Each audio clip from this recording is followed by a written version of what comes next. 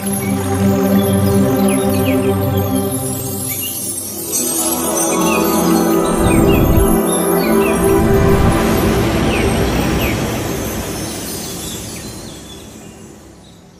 స్వాధ్యాయంలో ఈరోజు మనకు క్లాస్ ఇచ్చేవారు ధ్యాన జగత్ వాణి మేడం గారు, సీనియర్ మోస్ట్ పిరమిడ్ మాస్టర్ అండి. ధ్యాన జగత్ పత్రికలో మేడం గారు ఎడిటర్ గా ఉన్నారు. చాలా అద్భుతమైన క్లాసులు ఇవ్వడము, సేవలు చేయడము, అలాగే ఎన్నో బుక్స్ ఎడిట్ చేయడము, వేరే లాంగ్వేజ్ నుంచి పుస్తకాలు తీసుకొని మన తెలుగులోకి ట్రాన్స్లేట్ చేసి తిరిగి మన పత్రికల్లో ఎన్నో అద్భుతమైన ఆ, అవన్నీ కూడా స్టోరీస్ ఇవ్వడం జరుగుతుంది. అంత అద్భుతమైన మేడం గారు మైండ్ పవర్ అనే టాపిక్ ద్వారా మనకు ఈరోజు క్లాస్కు ఇచ్చేయడం జరిగింది. చెప్పడానికి అందరూ కూడా గట్టిగా క్లాప్స్ చెప్తూ మేడం గారికి ఆహ్వానం పలుకుతాము. నమస్తే మేడం, క్లాస్కు స్వాగతం మీకు. Thank you Lalitha madam. మరి మహావతార్ బాబాజీ టీవీ ఆర్గనైజర్స్ అయినటువంటి రంగనాథ్ సార్కి, మరి మీ అందరికి, వారి బృందమైన అందరికీ కూడా నా యొక్క ధన్యవాదాలు. ఎందుకంటే 365 రోజుల పాటు కంటిన్యూస్ గా ఇలా ప్రతిరోజు ప్రోగ్రామ్స్ జరపడం అనేది అసలు ఒక పిరమిడ్ మాస్టర్ కి తప్ప మామూలు వాళ్ళకి ఎవరికి సాధ్యం కాదని మళ్ళీ మీరు నిరూపిస్తున్నారు. Are so great. మరి ఇలాంటి అద్భుతమైన శక్తిని చక్కగా మన యొక్క సమయాన్ని సద్వినియోగం చేసుకునేటువంటి ఒక చక్కటి సత్యపూర్వకమైన మార్గాన్ని మనకు అందించినటువంటి బ్రహ్మర్షి పితామహ పత్రిజీకి, పత్రి మేడం కి నా యొక్క వందనాలు తెలుపుకుంటున్నాను. మరి స్వాధ్యాయం కార్యక్రమంలో భాగంగా ఈరోజు మనము మైండ్ పవర్, ఎందుకంటే అది very very important subject. Mind అనేది మనం శారీరక పరంగా ఎంత బలంగా ఉన్నా సరే, మరి మన మైండ్ అనేది సరిగ్గా లేకపోతే అంతటి 6 అడుగుల ఎత్తు, మంచి 6 ప్యాక్ బాడీ ఉన్న వాళ్ళు కూడా మైండ్ అనేది సరిగ్గా లేకపోతే వాళ్ళు ఎందుకు పనికిరారు, వేస్ట్ కదా. కాబట్టి ఈ యొక్క శరీరాన్ని నడిపించే ఈ యొక్క మైండ్ ని మనము దాని గురించినటువంటి అదొక అద్భుతమైన శాస్త్రం. యాక్చువల్లీ మైండ్ పవర్ అనేది ఒక బ్యూటిఫుల్ సైన్స్. ఆ సైన్స్ ని అర్థం చేసుకొని ఆ యొక్క మైండ్ పవర్ లో 0.1% మనం ఆచరణలో పెట్టినా సరే మనము మన జీవితాలలో అద్భుతాలను సృష్టించగలుగుతాం అన్నమాట. కాబట్టి అంత ఇంపార్టెంట్ శాస్త్రమైనటువంటి మైండ్ పవర్ ఈరోజు మనము నాకు చెప్పగలిగినంత నేను మీతో చర్చిస్తాను. సో ఈ సృష్టిలో ఉన్నటువంటి 84 లక్షల జీవరాశులు, డిఫరెంట్ జాతులకు చెందినటువంటి 84 లక్షల జాతులకు చెందిన జీవరాశులు ఈ సృష్టిలో ఇప్పుడు ఈ క్షణంలో విరాజమానమై ఉన్నాయి కదా. ఇవన్నీ కలుపుకుంటేనే ఈ మహాసృష్టి. ఈ యొక్క సృష్టిలో ఈ 84 లక్షల జీవరాశులకు, వాటిలో ఉన్న మనిషికి మధ్యన ఉన్నటువంటి తేడా చాలా ఉంది కదా. జీవరాశులకు మనిషికి ఎంతో చాలా వ్యత్యాసం ఉంది. ఆ వ్యత్యాసం దేనిలో వచ్చింది? ఇంత జీవరాశులకు 84 లక్షల రాశులకు మానవుడు అనేవాడు ఎలా ఒక కంట్రోలింగ్ పవర్ లాగా ఉండగలుగుతున్నాడు అంటే ఇక్కడికి ఉన్నటువంటి గొప్ప శక్తి ఆలోచన శక్తి. ఇది మిగిలిన అన్ని లక్షల జీవరాశులకు లేనిది ఏంటి అంటే ఆలోచన శక్తి. మనకున్నది ఏంటంటే ఆలోచన, వాళ్ళకు లేనిది మనకున్నది. చూడండి, ఈ రెండింటి మధ్యన డిఫరెన్స్ తోటే భగవంతుడు మనల్ని అందరినీ తనకు సరి సమానంగా ఈ సృష్టిలో ఆవిష్కరించాడు అనమాట. కాబట్టి ఈ ఆలోచన శక్తితో, ఈ మనసు యొక్క శక్తితో, మనసు అంటే ఏం లేదు, ఆలోచనల యొక్క పుట్ట.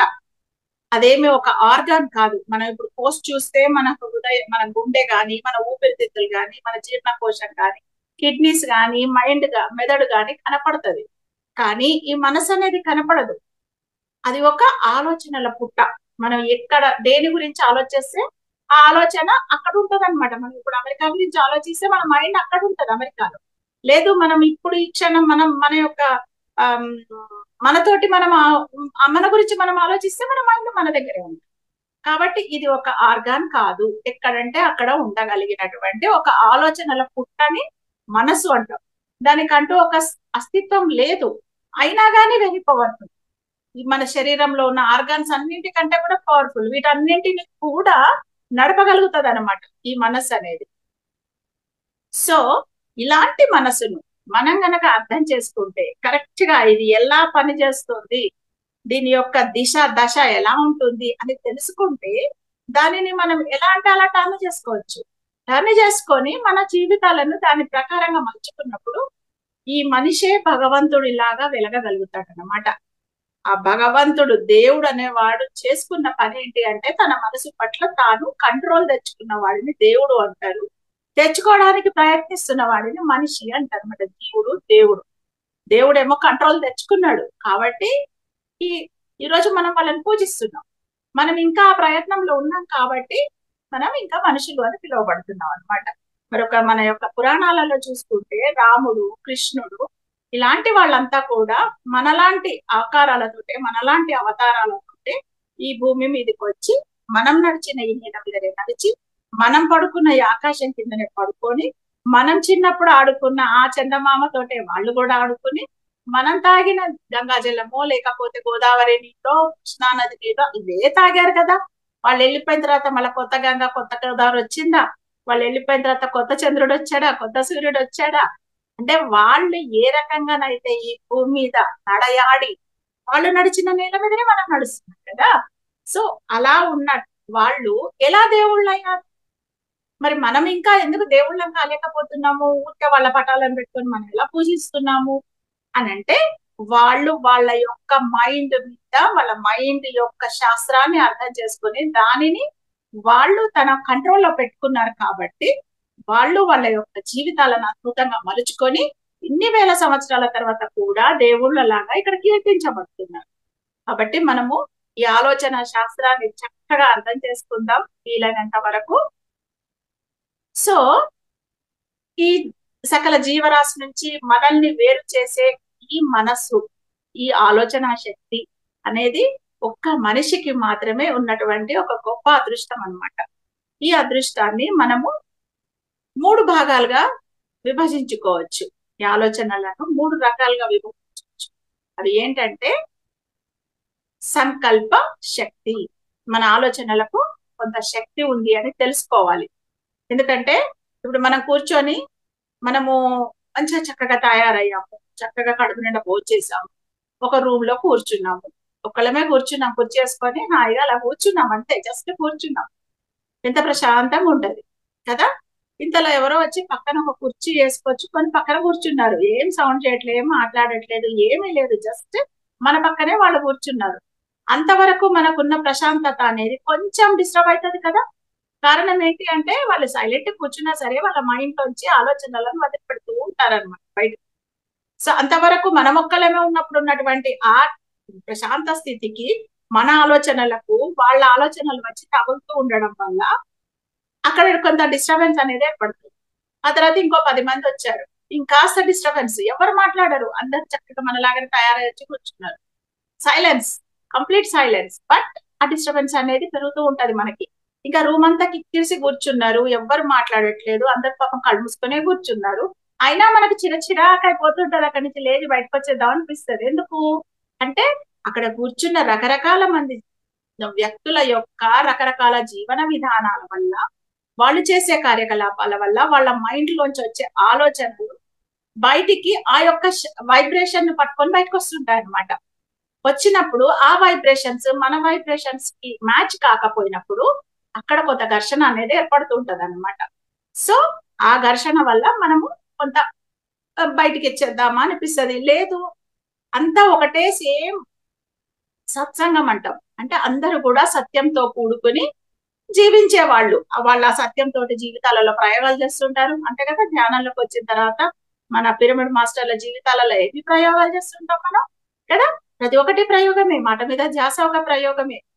ఏదైనా ఫంక్షన్ కి పోయినాం అనుకోండి, అక్కడ ఎలా ఉండాలి అని చెప్పి ఒక ప్రయోగం చేస్తాం మనం. అంతకు ముందు మనము ఎలా ఉండేవాళ్ళం, ఇప్పుడు ఎలా ఉంటున్నాం, జస్ట్ ఒక ఎక్స్పెరిమెంట్స్ చేస్తుంటాం మనం ఎప్పటికప్పుడు. సో అంటే మనం ఎప్పటికప్పుడు సత్యంతో కూడి సహవాసం చేస్తుంటాం కాబట్టి, అలాంటి సత్యంతో కూడిన వాళ్ళతోటి సాంగత్యం చేసినప్పుడు, అందరం ఒక 100 మంది పిరమిడ్ మాస్టర్లు ఒక రూమ్ లో కూర్చొని ఉన్నప్పుడు కూడా కళ్ళు మూసుకొని ధ్యానం చేసుకుంటే మనకి ఏం కాదు, ఇంకా ఎనర్జీ పుల్లప్ అవుతుంటది మనకి. బయట కూర్చుంటే మనం ఇంట్లో ఒక్కళ్ళం కూర్చుంటే చేసే ధ్యానంలో మనకు ఆ కాన్సన్ట్రేషన్ కుదరదు, కానీ ఒక సామూహిక ధ్యానంలో పోయి కూర్చున్నప్పుడు మనకు కాన్సన్ట్రేషన్ కుదురుతుంది. ఒక ఇంట్లో కుదరటం లేదు, కానీ ఇక్కడ వచ్చి కూర్చుంటే చక్కగా కడతాలకు పోయి కైలాసపురిలో కూర్చొని ఆ మార్నింగ్ మెడిటేషన్ లో కూర్చుంటే నాకు ఎంత బాగుందో అనుకుంటాం. ఎందుకు? అక్కడ అందరు కూడా సత్యంతో కూడి ప్రయాణం చేస్తున్న వాళ్ళు కాబట్టి మనకు అక్కడ ఆ యొక్క ఆలోచనలకు శక్తి అనేది వస్తుంది అనమాట. సో కనుక ఎప్పుడు మనం సత్సంగాలలో పాల్గొనడానికి ప్రయత్నించాలి. సత్సంగాలంటే ఏదో అందరూ కూర్చొని భజన చేసుకుంటున్నో లేకపోతే ఏదో పిచ్చాపాటి మాట్లాడే సత్సంగాలు కాదు. అక్కడ సత్యం తోటి ఎవరు కూడుకొని ప్రయాణం చేస్తున్నారో, ఇప్పుడు మనం ఉన్నాము, నాకు ఇలాంటి అనుభవం వచ్చింది ధ్యానంలో అని చెప్పినప్పుడు అదే ఒక పక్కన పిరమిడ్ మాస్టర్ అయితే అర్థం చేసుకుంటారు వాళ్ళు. ఓ అవునా అని చెప్పేసేసి వాళ్ళు దాని గురించి చక్కగా విశ్లేషణ చేయడమో, లేకపోతే ఓ మేడంకి ఇలాంటి అనుభవం వచ్చిందంట అని చెప్పి అనుకోవడమో, లేకపోతే నాకు ఇలాంటి అనుభవం వచ్చిందంటే అక్కడ ఒక నాలెడ్జ్ ఎక్స్చేంజ్ అనేది జరుగుతూ ఉంటది. అదే మనము పోయి ఏ పెళ్లిలోకో పేరెంటానికో పోయి నాకు ఇట్లాంటి అనుభవం వచ్చింది ధ్యానంలో అని చెప్తే వాళ్ళు ఏమంటారు? బయటికి ఏమనకపోయినా మనసులో వీళ్ళేదో కూర్చోళ్ళు ఎక్కడో ప్రాంతాలలో బతుకుతున్నారా అని అంటారు. అలాంటప్పుడు మన యొక్క ఆ వాళ్ళు సత్యం తోటి కూడుకొని ప్రయాణం చేయడం లేదు. వాళ్ళు కేవలం ఈ యొక్క ప్రపంచమే అసలైంది, ఈ యొక్క దేహమే శాశ్వతమైంది అని చెప్పి వాళ్ళ మనసుకు తోచిన ఆలోచనలన్నింటితోటి కలిపి. అవునా, వాయిస్ బ్రేక్ అవుతుందా? సో వాళ్ళ యొక్క అట్లా అట్లా వాళ్ళు ప్రయాణం చేస్తూ వాళ్ళు ఏమనుకుంటారంటే ఈ యొక్క జీవితం అనేది ఇప్పుడు ఈ క్షణంలో జీవించే జీవితమే శాశ్వతము, ఇంకేం లేదు, అసలు ఆత్మ గీత్మ అంతా ఒకటి ట్రాష్ అనుకుంటుంటారనమాట. అలాంటి వాళ్ళతోటి మనం ప్రయాణం చేయలేము, ఎంతసేపు చేయలేము మనం. అది మన కుటుంబ సభ్యులైనా కానివ్వండి, మన బంధుమిత్రులైనా కానివ్వండి, స్నేహితులైనా కానివ్వండి, పక్కన ఉండే వాళ్ళైనా కానివ్వండి. సో అలాంటి వాళ్ళతోటి ఎంత వీలైతే అంత మనము వాళ్ళని చేతనైతే వాళ్ళకు ధ్యానం చేయమని చెప్పాలి. వాళ్ళు వింటారు, వినకపోతే వాళ్ళను పట్టుకొని వాళ్ళతోటి చెయ్యండి చెయ్యండి బలవంత పెట్టకుండా ఇప్పుడు ఈ జన్మలో కాకపోతే వచ్చే జన్మలు చేస్తారులే అని చెప్పి వదిలేసి మన పని ఏదో మనం చేసుకుంటూ ఉండాలన్నమాట. సో ఇలా మన యొక్క సంకల్ప ఆలోచన యొక్క శక్తి అనేది సత్సంగంతో కూడుకుని ఉన్నప్పుడు ఇంకా అది ఎన్హాన్స్ అవుతూ ఉంటుంది అన్నమాట, మన యొక్క ఆలోచన శక్తి. అలాగే మనం ఎప్పుడు కూడా జనరల్ గా మన మైండ్ లో ఒక ఆలోచన వచ్చింది అనగానే వెంటనే దానికి డిఫరెంట్ అపోజిట్ ఆలోచన ఇమీడియట్ గా వస్తూ ఉంటుంది అనమాట. ఇప్పుడు పొద్దున్న లేసి మనము మార్నింగ్ 5 o'clock లేసి కొంచెం యోగా చేసుకుందాం అనుకుంటాం. అనుకోగానే వెంటనే ఓకే అనిపించగానే వెంటనే పక్క నుంచి ఇంకొక ఆలోచన వచ్చేస్తుంది, అవసరమా ఇప్పుడు అంటావు, ఒక రోజు లేస్తావు తర్వాత లేవవు, అనవసరం ఈ ఆలోచన అని చెప్పి వెంటనే మన మైండ్ నుంచే ఇంకొక ఆలోచన వచ్చి ఈ ఆలోచనను కట్ చేస్తుంది అనమాట. అంటే ఘర్షణ అనేది అక్కడే జరుగుతుంటది మనకి. సో ఈ ఆలోచనల ఘర్షణల మధ్యన ఒక వైబ్రేషన్, ఒక ఎనర్జీ అనేది డెవలప్ అవుతూ ఉంటది అనమాట. అంటే అప్పుడు మన మైండ్ ఎటువైపు మొగ్గుతుంది అనే దాని మీద మన నాలెడ్జ్ ఆధారపడి ఉంటది అనమాట. మనకు నాలెడ్జ్ తోటి ఉన్నాం అనుకోండి, ఎస్ ఖచ్చితంగా అనుకున్నామంటే ఖచ్చితంగా చేసే తీరాలి అని చెప్పి మనం ఇటు మొగ్గామా మన ఆలోచనల యొక్క వైబ్రేషన్ అలా ఉంటది అనమాట. లేదు నిజమే కదా, అన్ని ఇట్లనే మనం మొదలు పెడతాం, అన్ని సగంలో ఆపేసేస్తాం, ఫోన్లో ఇది కూడా ఆపేసేద్దాంలే అనుకొని అటు మొగ్గామా మళ్ళీ మన ఆలోచన యొక్క శక్తి అటు సైడ్ ఉంటది అనమాట. సో మళ్ళీ అటు ఉన్నామా మళ్ళీ కాసేపటికి మళ్ళీ అదే నువ్వు ఎప్పుడు కూడా ఏది చక్కగా చెయ్యవు, ఎప్పుడు ఇట్లనే అనుకుంటావు, ఏదో ఒకటి అనుకుంటావు, ఒకదాని మీద కమిట్మెంట్ ఉండదని మళ్ళీ మన మైండ్ మనల్ని మళ్ళీ అలా ప్రవోక్ చేస్తుంది అనమాట. అనగానే మళ్ళీ చెయ్యాలి అనిపిస్తుంది, మళ్ళీ ఏం చేస్తావులే అనిపిస్తుంది. సో ఇట్లా మన మైండ్ మనల్ని కిందికి మీదికి చేసి కన్ఫ్యూజన్ చేస్తూ ఉంటారు. ఎప్పుడైతే మనలో నాలెడ్జ్ అనేది పెంచుకుంటూ ఉంటామో అప్పుడు ఆ యొక్క మైండ్ లో ఆ డిసైడింగ్ పవర్ అనేది వస్తుంది అనమాట. ఎట్ సైడ్ ఉండాలి, ఎట్ సైడ్ ఉండకూడదు అన్న సంగతి తెలుస్తుంది. గౌతమ బుద్ధుడిని తీసుకోండి. గౌతమ బుద్ధుడు ఒక రాకుమారుడు కదా. అతడు తన రాజ్యంలో తండ్రి సకల విలాసాలతోటి అతడిని ఒక భవంతిలో పెట్టి అతడికి ఏ కష్టము తెలియదు, ఏ బాధ తెలియదు అని చెప్పి అతడిని చక్కగా ఉంచుతాడు. యువకుడు యుక్త వయస్కుడు అయ్యేంత వరకు కూడా ప్రపంచం అంటే ఆనందం తప్ప ఏం లేదన్నట్టు పెరుగుతాడు ఆయన.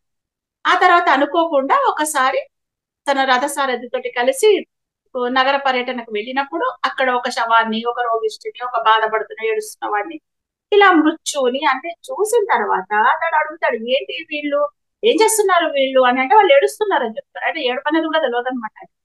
బాధపడుతున్నారు, దుఃఖిస్తున్నారంటే అవునా, మరి వాళ్ళకు నాకు నాకు కలిగించినట్లే సకల సదుపాయాలన్నీ కలిగిస్తే సరిపోతుంది కదా, వాళ్ళు సంతోషంగా ఉంటారేమో అంటే అది సదుపాయాలతో వచ్చే సంతోషం కాదు, కర్మ సంబంధమైన జన్మ జన్మల కర్మలతోటి కూడిన వాటి వల్ల వాళ్ళు అలా దుఃఖంతో బాధతోటి ఉన్నారు. ఎవరికైనా చావనేది తప్పదు, ఎవరికైనా రోగం అనేది తప్పదు, ఎవరికైనా ముసలితనం అనేది తప్పదు, మీకు తప్పదు, మీకు కూడా తప్పదు అని చెప్పి చెప్తాడనమాట రథసారథి. అప్పుడు వెంటనే ఒక రాజులాగా నేను నా ప్రజల యొక్క దుఃఖాన్ని దూరం చేయాలి, నా ప్రజల యొక్క కష్టాలను దూరం చెయ్యాలి అని చెప్పి ఆయన వెంటనే ఇమ్మీడియట్ గా, మళ్ళీ దానికి ముహూర్తం పెట్టుకోడు, ఇమ్మీడియట్ గా అదే రాత్రి బయలుదేరి ఇల్లు వదిలిపెట్టి సత్యాన్వేషణకు బయలుదేరుతాడు. ఏంటి సత్యము అంటే ఈ దుఃఖం నుంచి నా ప్రజలను ఎలా నేను శాశ్వతంగా బయటికి తీయాలనేది సత్యం.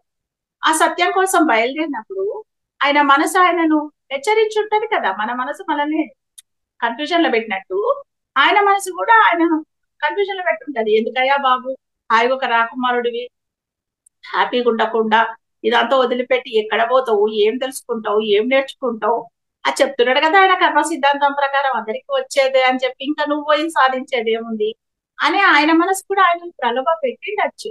కానీ ఆయన దానిని లెక్క చేయకుండా బయటికి వెళ్ళిపోయాడు.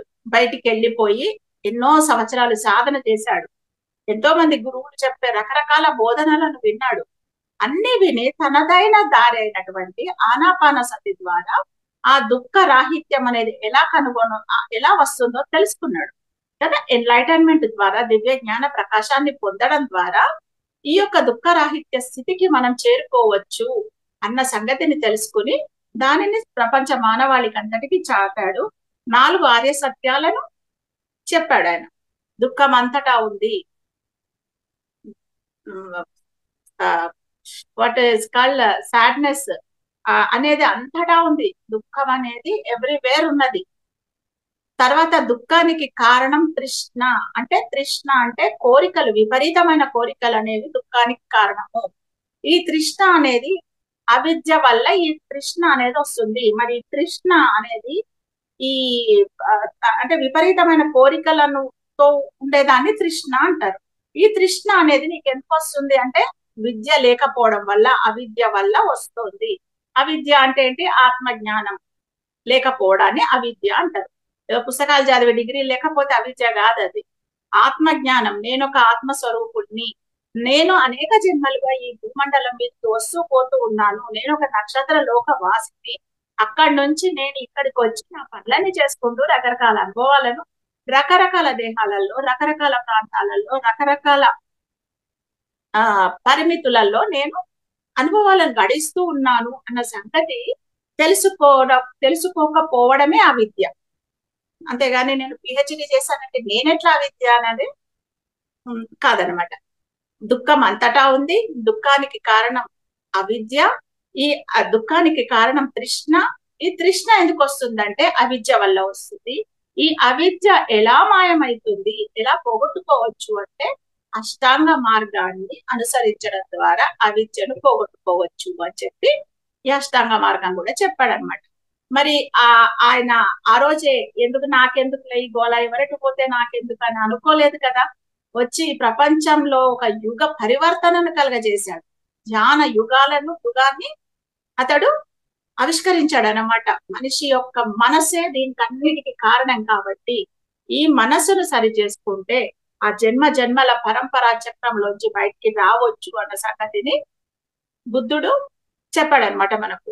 ఆ తర్వాత 2500 సంవత్సరాల తర్వాత ప్రపంచం మర్చిపోయినటువంటి అదే ఆనాపానసతిని శ్వాస మీద ధ్యాస అని మళ్ళీ దానిని ఇంకొంచెం సింప్లిఫై చేసి దానిని పత్రి గారు తీసుకొచ్చి మళ్ళీ మనందరికీ నేర్పించి కోట్లాది మందికి ఒకరే ఒకరు, ఆనాడు బుద్ధుడు ఒకడే చేశాడు, ఈ రోజు పత్రి గారు కూడా ఒక్కరే, ఒక వ్యక్తి ఒక శక్తిలాగా మారి, ఒక వ్యక్తికి వచ్చిన ఆలోచన ఒక శక్తిలాగా మారిపోయింది కదా. పత్రి గారికి ఒక ఆలోచన వచ్చింది, అవును కదా, మరి ఆ రోజు బుద్ధుడు చెప్పిపోయాడు, మరి ఈ రోజు మళ్ళీ అదే దుఃఖంతో అందరూ ఉన్నారు కదా, దీనిని మళ్ళీ మనం సింప్లిఫై చేసి ఈనాటి కాలానికి అనుగుణంగా మనం నేర్పిద్దాము అని చెప్పేసేసి తమ ఉద్యోగానికి రాజీనామా చేసి చక్కగా ధ్యాన ప్రచారం చేశారు. ఒక్కరుగా మొదలుపెట్టిన ధ్యాన ప్రచారం ఈ రోజు ప్రపంచ వ్యాప్తంగా ఎన్నెన్నో దేశాలలో మరికొన్ని లక్షలాది మంది పిరమిడ్ మాస్టర్లు దానిని చక్కగా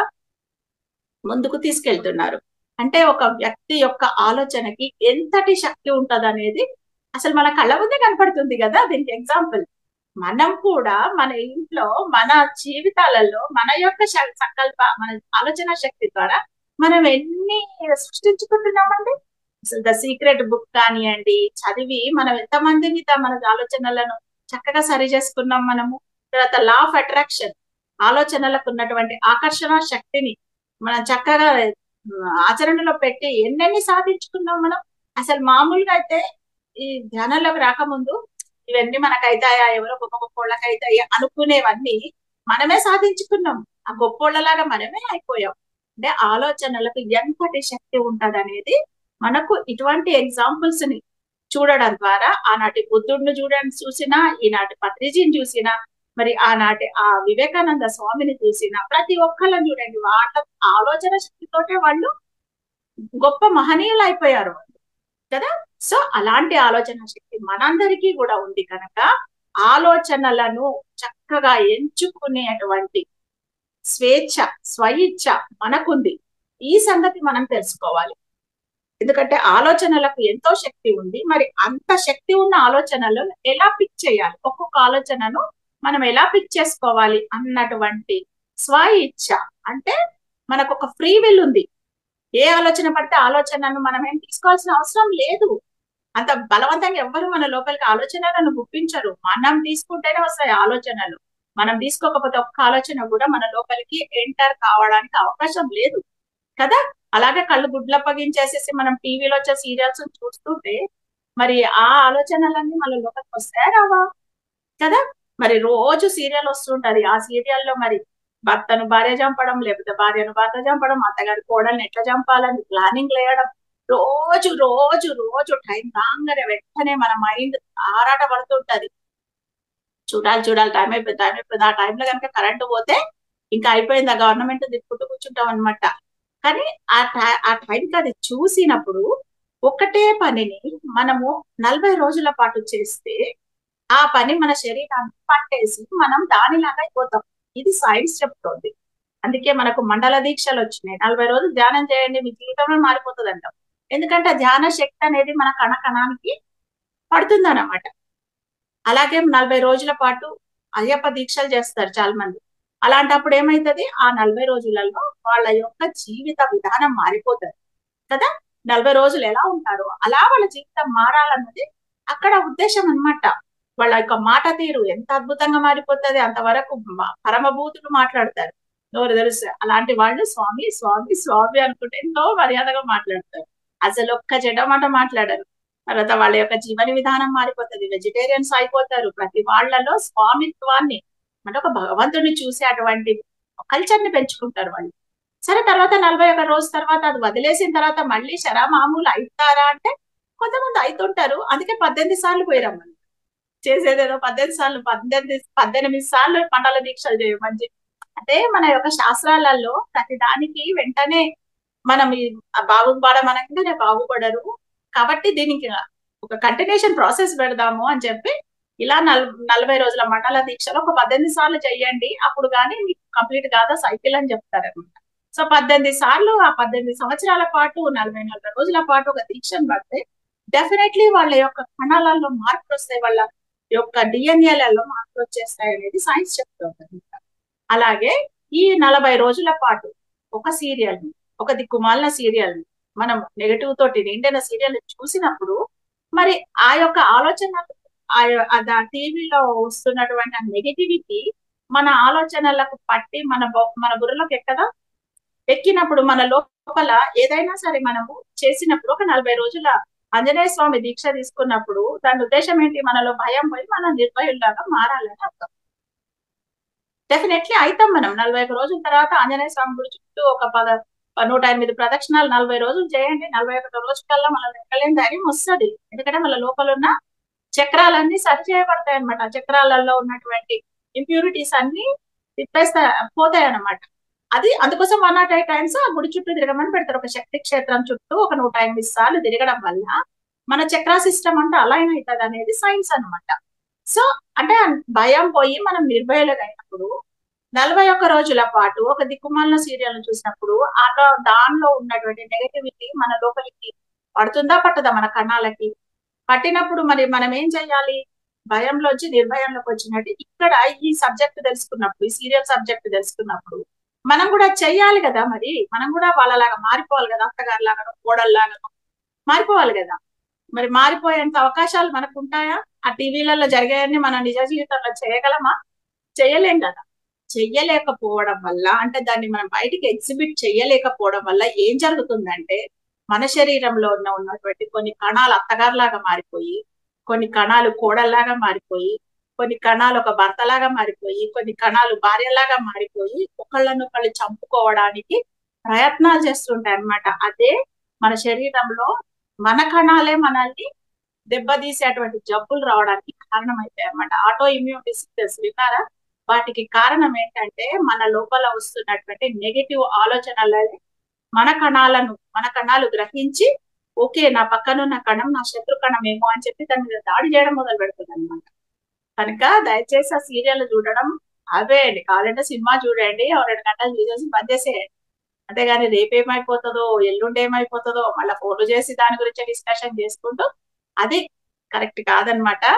మన యొక్క పిరమిడ్ ధ్యాన మహిళలు, ధ్యానం నేర్చుకున్న పిరమిడ్ ధ్యాన మహిళలు ఎంత అద్భుతమైనటువంటి కార్యక్రమాలు చేశారంటే ఇంటింటికి తిరిగి ధ్యానం అనే క్లాస్ చేశారు కదా. అసలు లక్షలాది మంది అసలు ఇల్లు వాకిళ్ళు వదిలిపెట్టడం అంటే ఏం వదిలిపెట్టలేదు, చక్కగా పనులన్నీ గబగబా పూర్తి చేసుకొని ప్రతిరోజు ఆ కాలనీలలో ఉండేటువంటి ఇంటింటికి ధ్యానం అని పెట్టి ఎంతో మంది గృహిణీల జీవితాలలో మార్పులు తీసుకొచ్చారు. ఈ టీవీలను బంద్ చేయించడం అనేది వాళ్ళు చేసినటువంటి ఒక గొప్ప కార్యక్రమం అన్నమాట. సో ధ్యానానికి మనం చప్పట్లు కొట్టాలి, ఎందుకంటే ధ్యానం చేస్తూ ఉంటే ఏం చేయాలి ఏం చేయకూడదు తెలుస్తుంది మనకి.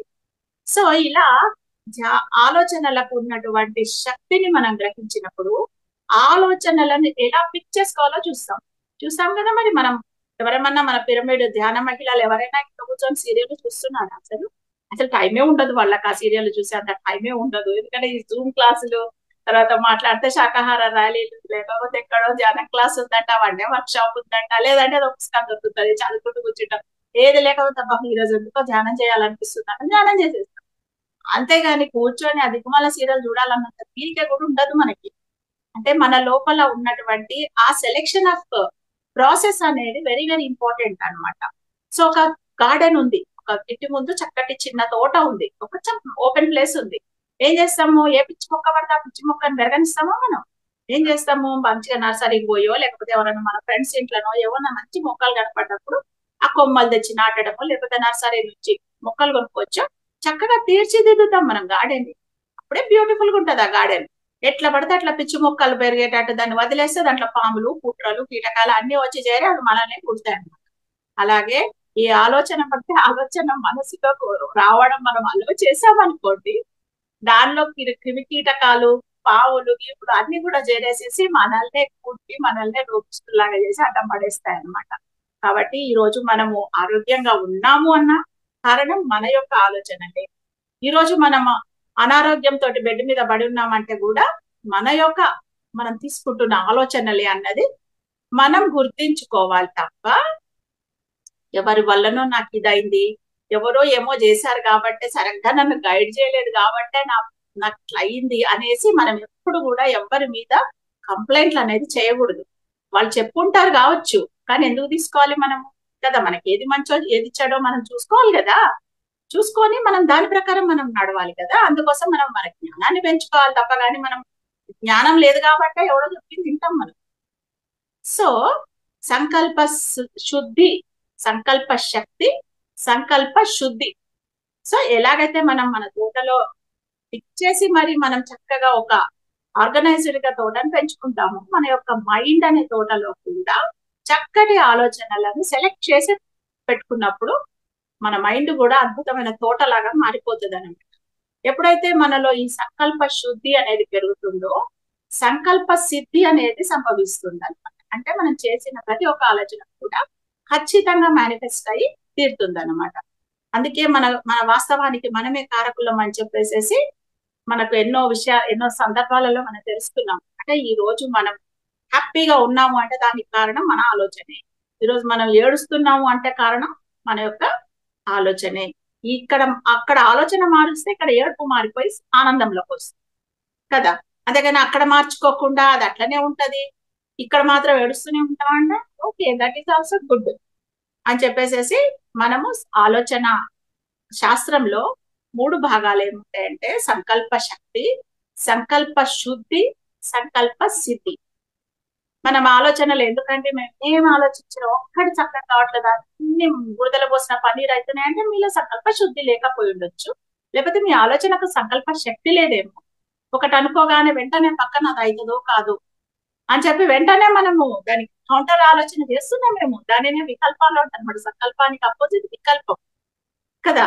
పరీక్ష రాద్దాము, రాయాలి, ఉద్యోగం తెచ్చుకోవాలంటే వస్తుందంటవా, ఏమో దానికి బాగా కాంపిటీషన్ ఉన్నదంట, ఉండిండొచ్చు కాక దాంట్లో 100 మందిలో ఒక్కడికే వస్తుంది ఆ ఉద్యోగం అయిండొచ్చు. ఆ ఉద్యోగం ఆ ఒక్కడు మనమే కావచ్చు కదా అనుకొని అంత అద్భుతంగా మనం ఆలోచించుకున్నప్పుడు, ఆ వికల్ప రహిత సంకల్పం ఉన్నప్పుడు మనలో సంకల్ప సిద్ధి అనేది జరుగుతుంది. ఏది కావాలంటే అది మన మన యొక్క జీవితాన్ని మనమే సృష్టించుకోవచ్చు.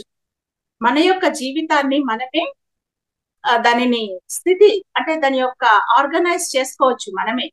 మన యొక్క జీవితం ఇది బాగాలేదులే, చాలే ఈ హ్యాపీనెస్, చాలే ఈ జీవితం అంటే మనకి అక్కర్లేదులే ఈ అనుభవం అనుకున్నప్పుడు దానిని మనం సాల్వేషన్ కూడా చేసుకోవచ్చు, లయం కూడా చేసుకోవచ్చు. అంటే మన యొక్క సృష్టి స్థితి లయాలకు కారణం మన యొక్క ఆలోచన శక్తి మాత్రమే అన్న సంగతి మనం తెలుసుకున్నప్పుడు మన జీవితానికి ఇంకెవరో బాధ్యులు అని మనము అనుకోవడానికి లేదనమాట. ఏ రాముడు అయినా నా జీవితానికి కైకమ్మ బాధ్యురాలని అని చెప్పాడా? లేకపోతే నా జీవితం ఇట్లా దరిద్రం కావడానికి వనాలను పట్టుకొని తిరగడానికి మా నాన్న దశరథ మహారాజు అని చెప్పాడా? మనం అన్ని చేసినాక కూడా మా నాన్న ఇంకేదో చేయలేదు కాబట్టి మాకు ఇంకేదో కాలేదు అనుకుంటాం. రాముడు ఎప్పుడైనా కంప్లైంట్ చేశాడా? కంప్లైంట్ లేకపోవడం అనేది భగవంతుడి తత్వం అన్నమాట. భగవంతుడు ఎప్పుడు ఎవరి మీద కంప్లైంట్లు చేయడు, మనమే చేస్తుంటాం. ఇంకా దేవుడా ఇంత చేసినా, ఇన్ని కొబ్బరికాయలు కొట్టినా కానీ నీకు కొంచెం కూడా అస్సలు మా మీద కనికరమే లేదు అని చెప్పి ఇంకా దేవుడి మీద కూడా కంప్లైంట్లు ఇస్తాం అనమాట.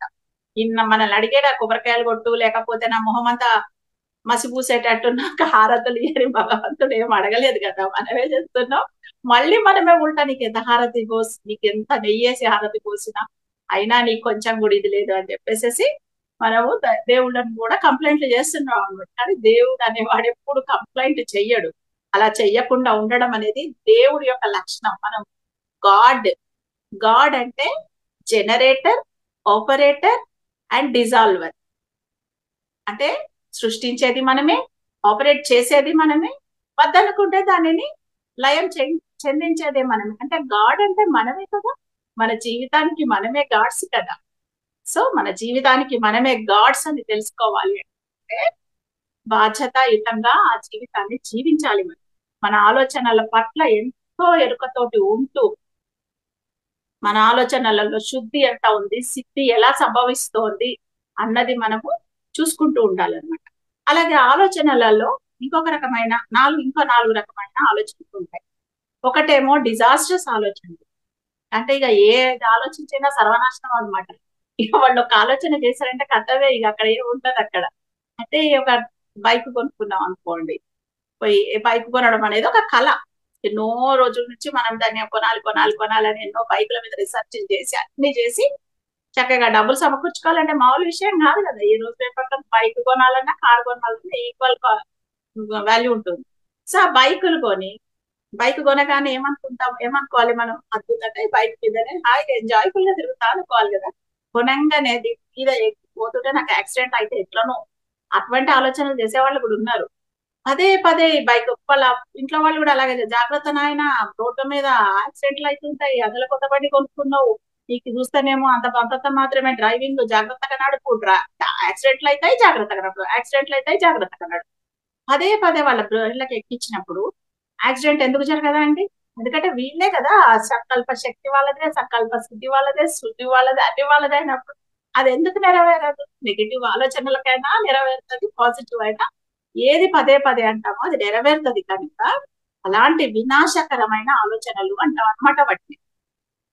పిల్లాన్ని స్కూల్లో జాయిన్ చేసుకుంటూ వీడేం చదువుతాడులే, ఏదో జాయిన్ చేస్తున్నాం కానీ వీడు వేస్ట్ పిల్లగడు, వీడికి అసలు ఏం రాదు. అయ్యో చక్కగా వీడు పెరిగి వాడు చక్కగా స్కూల్లోంచి బయటకు వచ్చి చక్కగా వాడి జీవితంలో వృద్ధి చెందుతాడని అనుకోరు కొంతమంది తల్లిదండ్రులు. వీడు వేస్ట్ అండి, వీడు ఏదో జాయిన్ చేసాం కానీ వీడు వేస్ట్, ఎందుకు పనికిరాడు వీడు అని చెప్పేసి అనుకుంటుంటాడు. అంటే ఇవన్నీ డిజాస్టర్స్ ఆలోచనలు అనమాట. సో అది మనం చెక్ చేసుకుంటూ ఉండాలి ఎప్పటికప్పుడు. ఎందుకంటే మన ఆలోచనలను మనమే కదా చెక్ చేసుకునేది, ఎవరో వచ్చి మన మైండ్ లో దూరైతే చెక్ చేయరు కాబట్టి.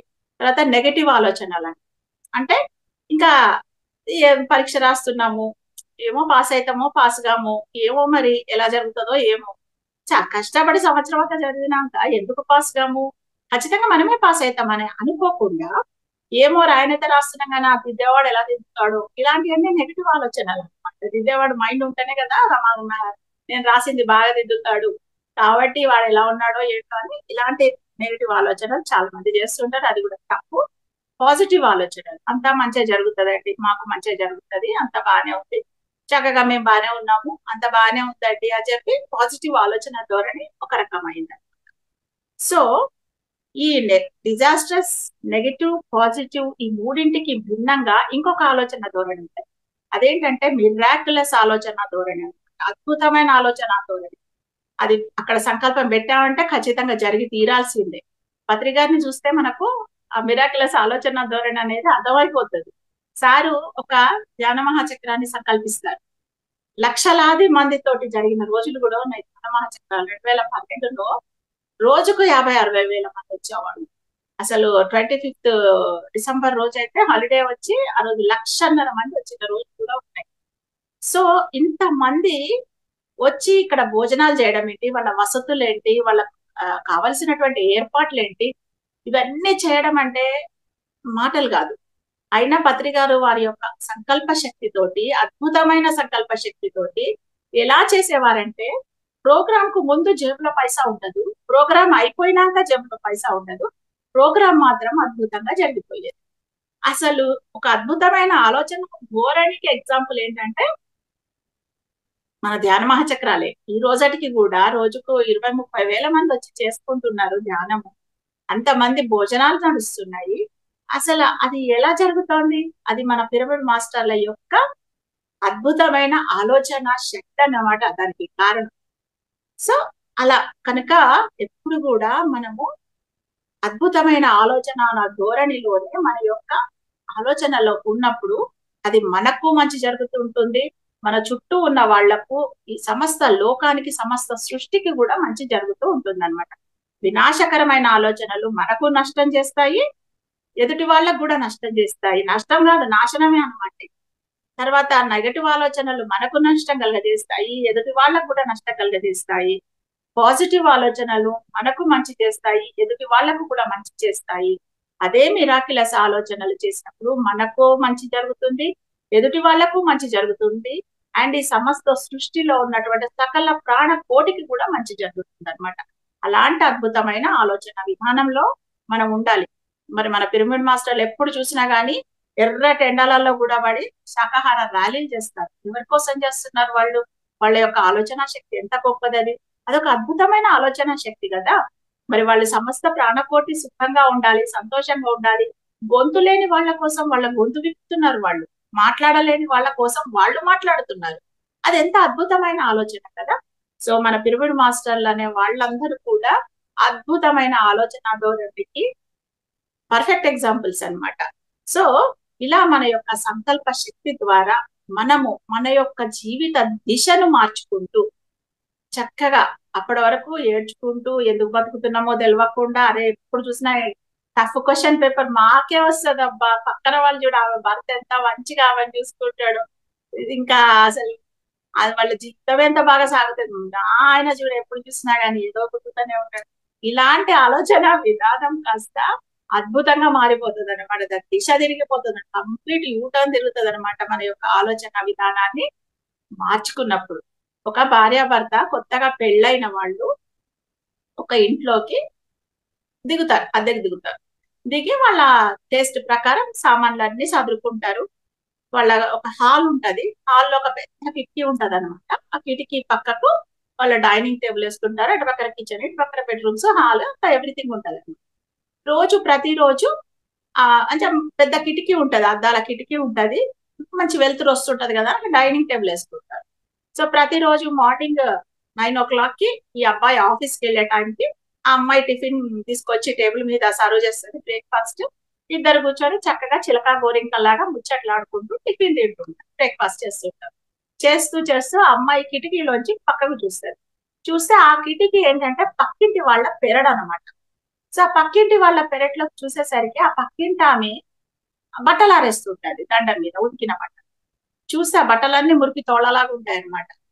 ఆమె కట్టుకున్న చీర కూడా ఎంత గలీజ్ గా మురికికుంటదంటే, చూసి ఈ అమ్మాయి ఒక్కసారి ముఖం చెట్టించుకొని, ఏంటండి బాబు ఇంత, మన పొరిగింటి ఆవిడ ఇంత ఏంటది డర్టీగా ఉంది, ఆమె బట్టలు చూడండి ఎంత గలీజ్గా ఉన్నాయో, ఆమె చూడండి ఎట్లుందో, ఇంత మాత్రం కనీసము ఆ శుభ్రత లేని, శుభ్రత లేని పొరుగు వాళ్ళు వచ్చారేంటి మనకు అని చెప్పి అమ్మాయి బాధపడుతుంది. సరిగా అబ్బాయి కూడా చూస్తాడు, ఓకేలే అనుకుంటాడు, వెళ్ళిపోతాడు. రోజు ఇదే తంత అనమాట. ప్రతిరోజు పొద్దున ఈమె బ్రేక్ఫాస్ట్ సర్వ్ చేయడం, అదే టైంకి పక్కింటి ఆమె వాళ్ళ పెరట్లో బట్టలు ఆరేయడం, ఈ అమ్మాయి అద్దాలలో చూసి ఏంటండి ఇంత మురికి ఆమె ఏంటంటే అది ఇదని అంటుంటది. ఆ అబ్బాయి చూస్తుంటాడు, అయిపోతుంది. ఒకరోజు మార్నింగ్ అమ్మాయి లేచి బ్రేక్ఫాస్ట్ చేసి సర్వ్ చేసుకుంటూ కిటికీలోంచి చూస్తారు, అద్దంలోంచి బయటకు చూస్తారు.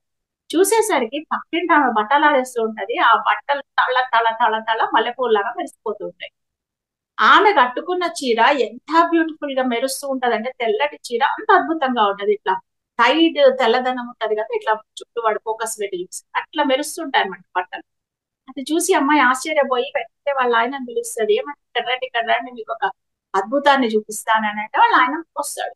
రాగానే చూడండి పక్కింటి ఆవిడ ఎంత శుభ్రంగా ఉన్నాయో, ఆవిడ ఆరేస్తున్న బట్టలు ఎంత శుభ్రంగా ఉన్నాయి, అసలు ఆవిడ కట్టుకున్న చీర చూడండి మల్లెపూలాగా మెరిసిపోతుంది, అసలు ఏమై ఉండొచ్చు అబ్బా ఈరోజు విశేషము, ఈమెకి ఏమై ఉంటది అంటే, అప్పుడు భర్త చెప్తాడు, ఈరోజు హాలిడే కదా, నేను పొద్దున్నే లేచాను, లేచి మన ఇంటి చుట్టూ ఉన్న గార్డెన్ అంతా శుభ్రం చేస్తూ పనిలో పనిగా మన కిటికీకి ఉన్న అద్దాలను కూడా సబ్బు పెట్టి కడిగాను. సో అందుకోసం ఇప్పుడు మన అద్దాలు శుభ్రం అయిపోయినాయి, కాబట్టి మీకు ఆమె శుభ్రంగా కనపడుతుంది, ఇన్నాళ్ళు కూడా ఆమె శుభ్రంగానే ఉంది. మన కిటికీ అద్దాలకు మురికి ఉండడం వల్ల, ఆ మురికిలోంచి చూడడం వల్ల ఆమెను మనకు మురికిగా కనిపించింది. ఈ రోజు నేను శుభ్రం చేసిన కాబట్టి ఆమె మంచిగా కనపడుతుంది అని చెప్తాడనమాట. అంటే ఈ మనసు అనేది మనము ఈ ప్రపంచాన్ని చూడడానికి ఒక అద్దం లాంటిది. ప్రపంచానికి మనకు మధ్యన మన మనస్సు ఉంటది అనమాట, ఒక అద్దం లాగా. మనం ఈ అద్దంలోంచి, అద్దం మురికితోటి ఉందనుకోండి, మన అద్దం చెత్త చెత్త ఆలోచనలతోటి, ఈ వినాశకరమైన ఆలోచనలతోటి, నెగిటివ్ ఆలోచనలతోటి, టీవీ సీరియళ్లలో ఉన్నటువంటి ఆలోచనలతోటి నింపుకొని మనం ఈ అద్దాన్ని, ప్రపంచాన్ని చూసామనుకోండి, అంత బాధాకరంగానే కనపడుతుంది ఈ ప్రపంచం. ఎవరు చూసినా మనల్ని మోసం చేసే వాళ్ళలాగానే కనపడతారు, ఎవరు చూసినా మనల్ని బాధ పెట్టే వాళ్ళలాగానే కనపడతారు.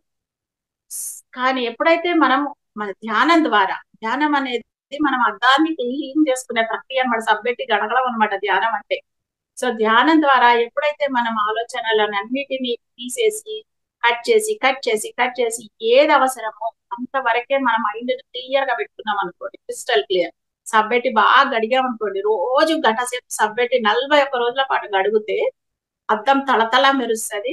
అప్పుడు అద్దంలోంచి ప్రపంచాన్ని చూడండి, అప్పటి వరకు మనకు చండాలంగా కనిపించిన ప్రపంచమే బ్యూటిఫుల్ గా కనపడుతుంది అనమాట. మనకి ఏం మార్చలే మనం, పోయి ప్రపంచాన్ని మార్చలే మనం, జస్ట్ మన అద్దాన్ని మనము కడుక్కున్నాం అంతే. సో ధ్యానం ద్వారా, ధ్యానం చేసిన తర్వాత 41 రోజుల ధ్యానం తర్వాత మన జీవితాలు అద్భుతంగా మారిపోయినాయి. అంటే ఆడ అద్దం క్లీన్ అయింది అంతే. అద్దం క్లీన్ కావడం వల్ల ఏమైపోయింది, బయట ఉన్నాయి మనకు సరి అయిన రీతిలో కనపడుతున్నాయి. ఎవరు వాళ్ళ జీవిత ప్రణాళికలలో వాళ్ళు కరెక్టే ఉన్నారు, మనం పోయి వాళ్ళ రూటే గెలకొద్దు అన్న సంగతి మనకు అర్థమవుతుంది అనమాట.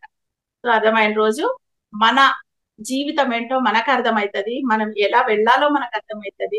తర్వాత ఎక్కడ ఎలాంటి ఐ మీన్ ఎవరి విషయాలలో మనం కలగ చేసుకోకూడదు అన్న సంగతి మనకు అర్థమైనప్పుడు, అది ఎవరైనా కానివ్వండి, మన భర్త కానివ్వండి, భార్య కానివ్వండి, పిల్లలు కానివ్వండి, తల్లిదండ్రులు కానివ్వండి, ఎవరి జీవిత ప్రణాళిక వాళ్ళది. దాంట్లో మనము వేలు పెట్టడానికి లేదు, కేర్ అయ్యే పరిస్థితి కాదు అన్న సంగతి మనకు తెలిసినప్పుడు, మన దారిలో మనం వెళ్తూ ఉన్నప్పుడు, మన లక్ష్యం వైపు మనం వెళ్తూ ఉన్నప్పుడు అద్భుతంగా మన జీవితాన్ని మనము క్షణ క్షణం కూడా చక్కగా ఆనందిస్తూ సాగిపోతుంది అన్నమాట.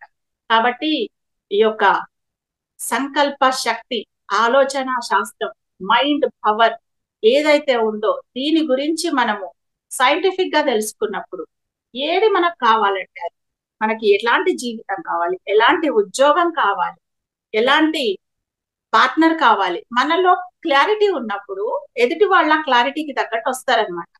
మనలో క్లారిటీ లేనప్పుడు, మా అమ్మాయి పెళ్లి చేయాలండి, మేము బాగా డబ్బులు పంచా మూట కట్టి పెట్టామని అంటే ఆ మూట తీసుకునేవాడే వస్తాడు అక్కడికి. మా అమ్మాయికి సరి అయిన వరుడు, తగిన అబ్బాయి కావాలి, అందుకోసం మనం వెతుకుతున్నాము. మా ఇంటికి వచ్చేవాడంటే మన ఎనర్జీ లెవెల్ కు తగిన వాడు, మన కుటుంబంలో సెట్ అయిపోయే మన కొడుకు లాంటి వాడు రావాలి అన్న అద్భుతమైన సంకల్పం పెట్టుకున్నాం అనుకోండి, అలాంటి వాళ్ళే వస్తారన్నమాట. సో మనకు ఏదో దశమగ్రహం లాంటి అల్లుడు కావాలా, లేకపోతే మన కొడుకే మన ఇంటికి రావాలా అనుకున్నప్పుడు అలాంటి ఆలోచన విధానంతో తల్లిదండ్రులు ఉంటే అలాగే వస్తారన్నమాట. సో అలాగ కోడల విషయంలో కూడా అంతే. ఎవరైనా సరే అండి, మన జీవితంలో మనకి ఏది కావాలన్నా ఎంచుకునేటువంటి శక్తి మనకుంది. ఎవ్వరు మన మీద బలవంతంగా ఏది ఏది ఏది రుద్దరు. అలా రుద్దే అవకాశాలు ఏవి ఇక్కడ లేవు. ఎందుకంటే ఎవరి జీవితం వాళ్ళది. మనం అలో చేస్తేనే వచ్చి మనకు వాళ్ళు చెప్తారు, సలహాలు ఇస్తారు. ఉచిత సలహాలు ఇవ్వడానికి ఏముంది, డబ్బులు ఖర్చు కావు కదా. కానీ వాటిని మనం తీసుకున్నాము అంటే అది మన దగ్గర మనకు మన యొక్క అజ్ఞానం వల్ల మనం ఎదుటి వాళ్ళ సలహాలు తీసుకుంటాం. తీసుకోవలసిన సలహాలు మనకు తెలియనివి ఏదైనా ఉన్నది అన్నప్పుడు ఇది తీసుకోవాలా లేదా అని నిర్ణయం తీసుకున్నప్పుడు తీసుకోవచ్చు. కానీ దానిని మనం ఇంప్లిమెంట్ చేయడం అనేది కూడా మనకు దాని ఎంతవరకు పాసిబిలిటీస్ ఉన్నాయి చూసి ఇంప్లిమెంట్ చేయాలి. బుద్ధుడు కూడా 6 సంవత్సరాల పాటు ఎంతో మంది గురువుల దగ్గర తిరిగాడు. కానీ ఫలానా గురువు చెప్పిందే వేదం, నాకు ఇంకా ఇదే ఓకే, ఇదే జీవితాన్ని నా జీవితాన్ని ఉద్ధరిస్తుంది అని అనుకోలే. అందరూ చెప్పింది విని చిట్ట చివరికి తన యొక్క మార్గాన్ని తను కనుక్కున్నాడు. అత్రి గారు కూడా ఎప్పుడు నేను అనుసరించదని ఎన్నడూ చెప్పకుండా వారు ఏం చెప్పారు, మీరు మీ యొక్క ప్రయోగాలు చేయండి, ధ్యానం చేసి మీ జీవితాన్ని దాంట్లో ప్రయోగాలు చేసుకోండి. నేను ఎట్లాగైతే ఒక శాస్త్రజ్ఞుడి లాగా నా జీవితం మీద ప్రయోగాలు చేసుకుంటున్నాను, మీరు కూడా మీ జీవితంలో ప్రయోగాలు చేసుకోండి, మీ అనుభవాలను చెప్పండి. నా అంచెగారు అడిగేవారు కదా, మనం పోగానే సారేమన్నారు, ఏంటి చెప్పండి, ఏ సంగతి చెప్పండి అనేవారికి, ఏంటి మీ అనుభవాలు అని అర్థం అనమాట. దానికి అర్థం. అంతేగాని మనం ఏం చేసేవాళ్ళం, మీరే చెప్పండి సార్ అనేవాళ్ళు. అంటే ఒక గొప్ప గురువు దగ్గర మాట్లాడేటప్పుడు కూడా మనం ఎంతో కేర్ఫుల్ గా ఉండాలి. సో ఇలా మనము ఆలోచన శాస్త్రాన్ని, మైండ్ పవర్ ని తెలుసుకుంటూ ఉన్నప్పుడు మరి మనకు డాక్టర్ లూయిస్ ఎల్ హే అని చెప్పి ఒక గొప్ప మనోవైజ్ఞానిక శాస్త్రజ్ఞురాలు డాక్టరేట్ చేశారు. డాక్టర్ లూయిస్ ఎల్ హే అమెరికా దేశానికి చెందిన గొప్ప వనిత. ఆమె ఏం చేశారంటే ఆలోచనల యొక్క ప్రభావం వల్ల ఎలా జబ్బులు పుడతాయి, ఎందుకంటే మన శరీరానికి వచ్చే జబ్బులలో 90% జబ్బులు సైకోసోమాటిక్ డిసీజెస్ అని చెప్పింది. అంటే మనోజనితమైనటువంటి శారీరక రోగాలు 90% ఉన్నాయి. ఈ మనోజనితం అంటే ఏంటి, మన ఆలోచనల ద్వారా పుట్టిన రోగాలు 90% అండి. ఇది శాస్త్రజ్ఞులు కూడా, వైద్యరంగం కూడా చెప్పింది. 90% of the diseases are psychosomatic diseases. వాటిని డిజార్డర్స్ అన్నారు అనమాట వాళ్ళు.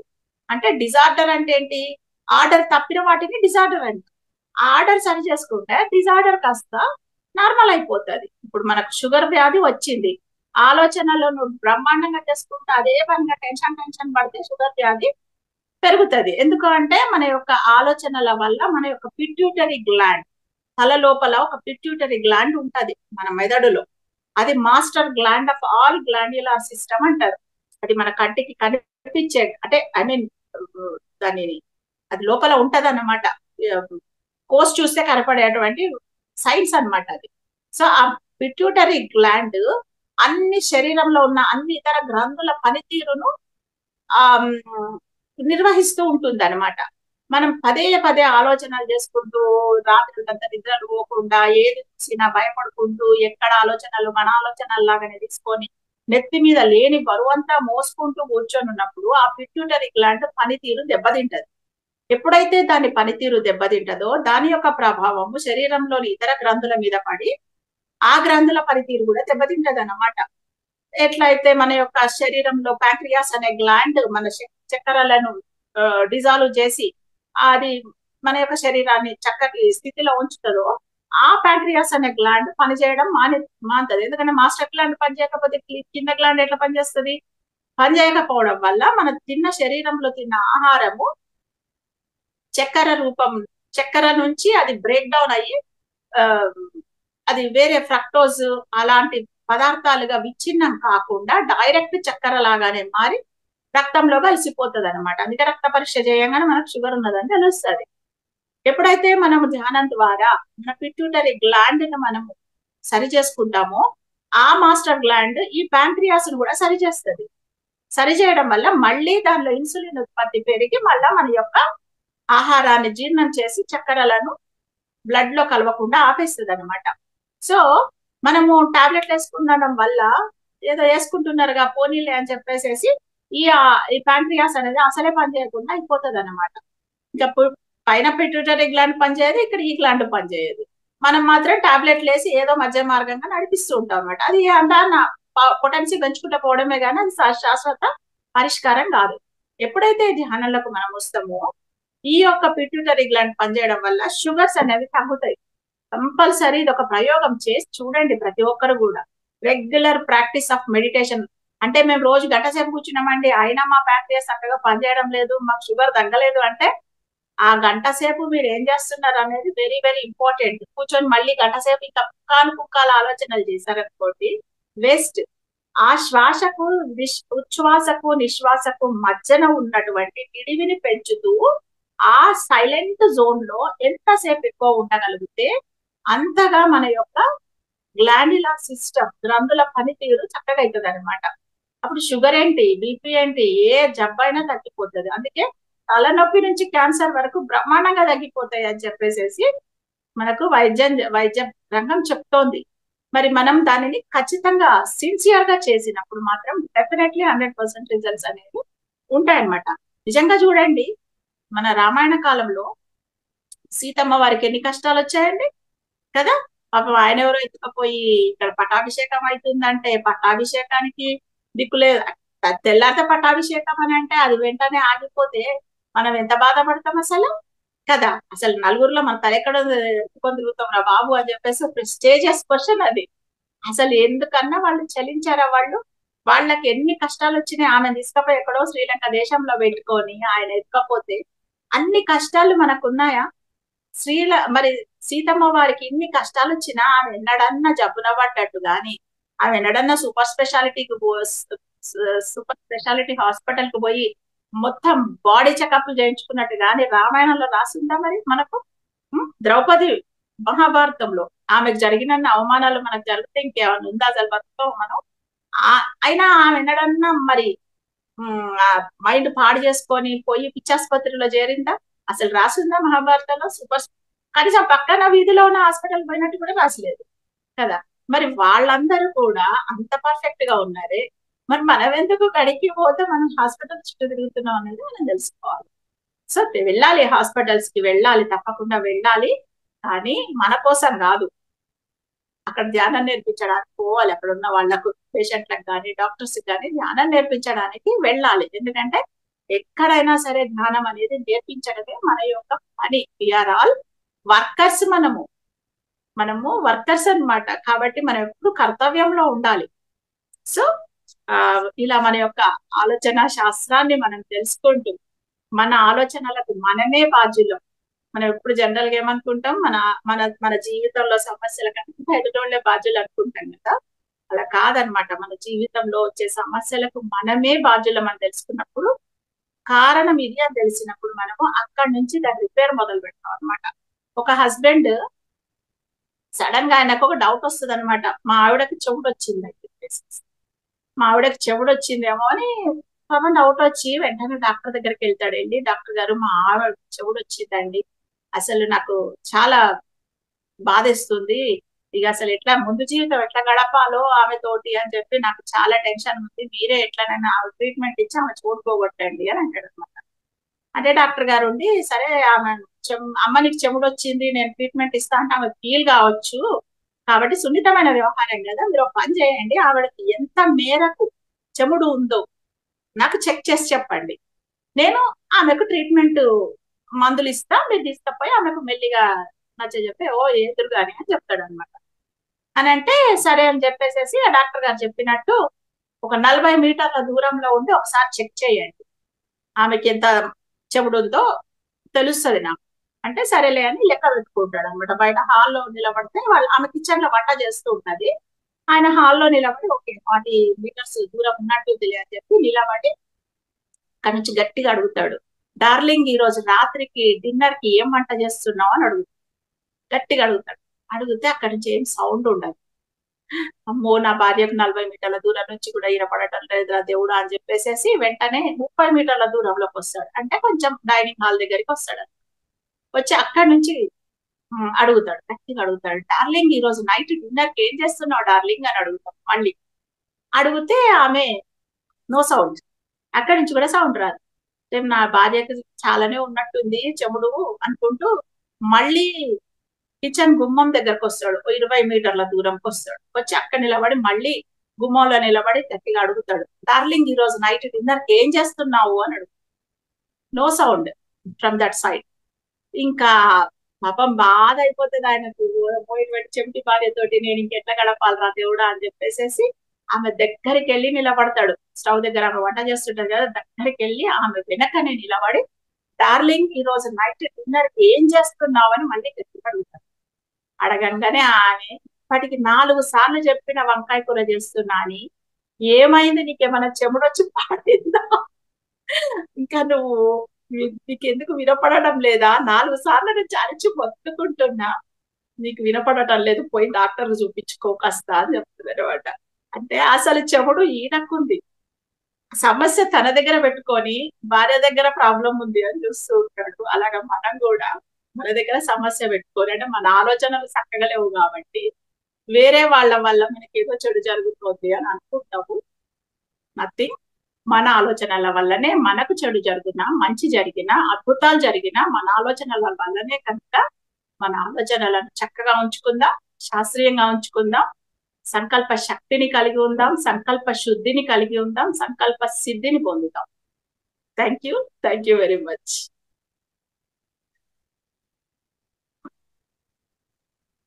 సూపర్ సూపర్ మేడం, అద్భుతంగా ఉంది. మైండ్ పవర్ అనేది నేను మిమ్మల్ని అడిగినప్పుడు కొత్తగా వచ్చారు చాలా మంది, వాళ్ళ కోసం ఏం చెప్పాలి అని, నిజంగా కొత్త వాళ్ళకున్న డౌట్లు ఏవైనా, పాత వాళ్ళకున్న డౌట్లు ఏవైనా అన్ని పటాపంచలు అంతే, ఒక్కసారి అలా వెళ్ళిపోయినట్టే. ఎందుకంటే ఆ ఆ జ్ఞానాన్ని మీరు ఇచ్చేశారు. ఏదైతే మనకు కొత్తగా వచ్చిన వాళ్ళకి కానీ ఎవరికైనా కానీ ఏదైతే డౌట్స్ ఉంటాయో ఆ డౌట్స్ అన్నీ కూడా చక్కగా ఈ ఒక్క క్లాస్తో అద్భుతంగా క్లియర్ అయిపోయి ఉంటాయండి. అంత అద్భుతంగా చెప్పారు మేడం.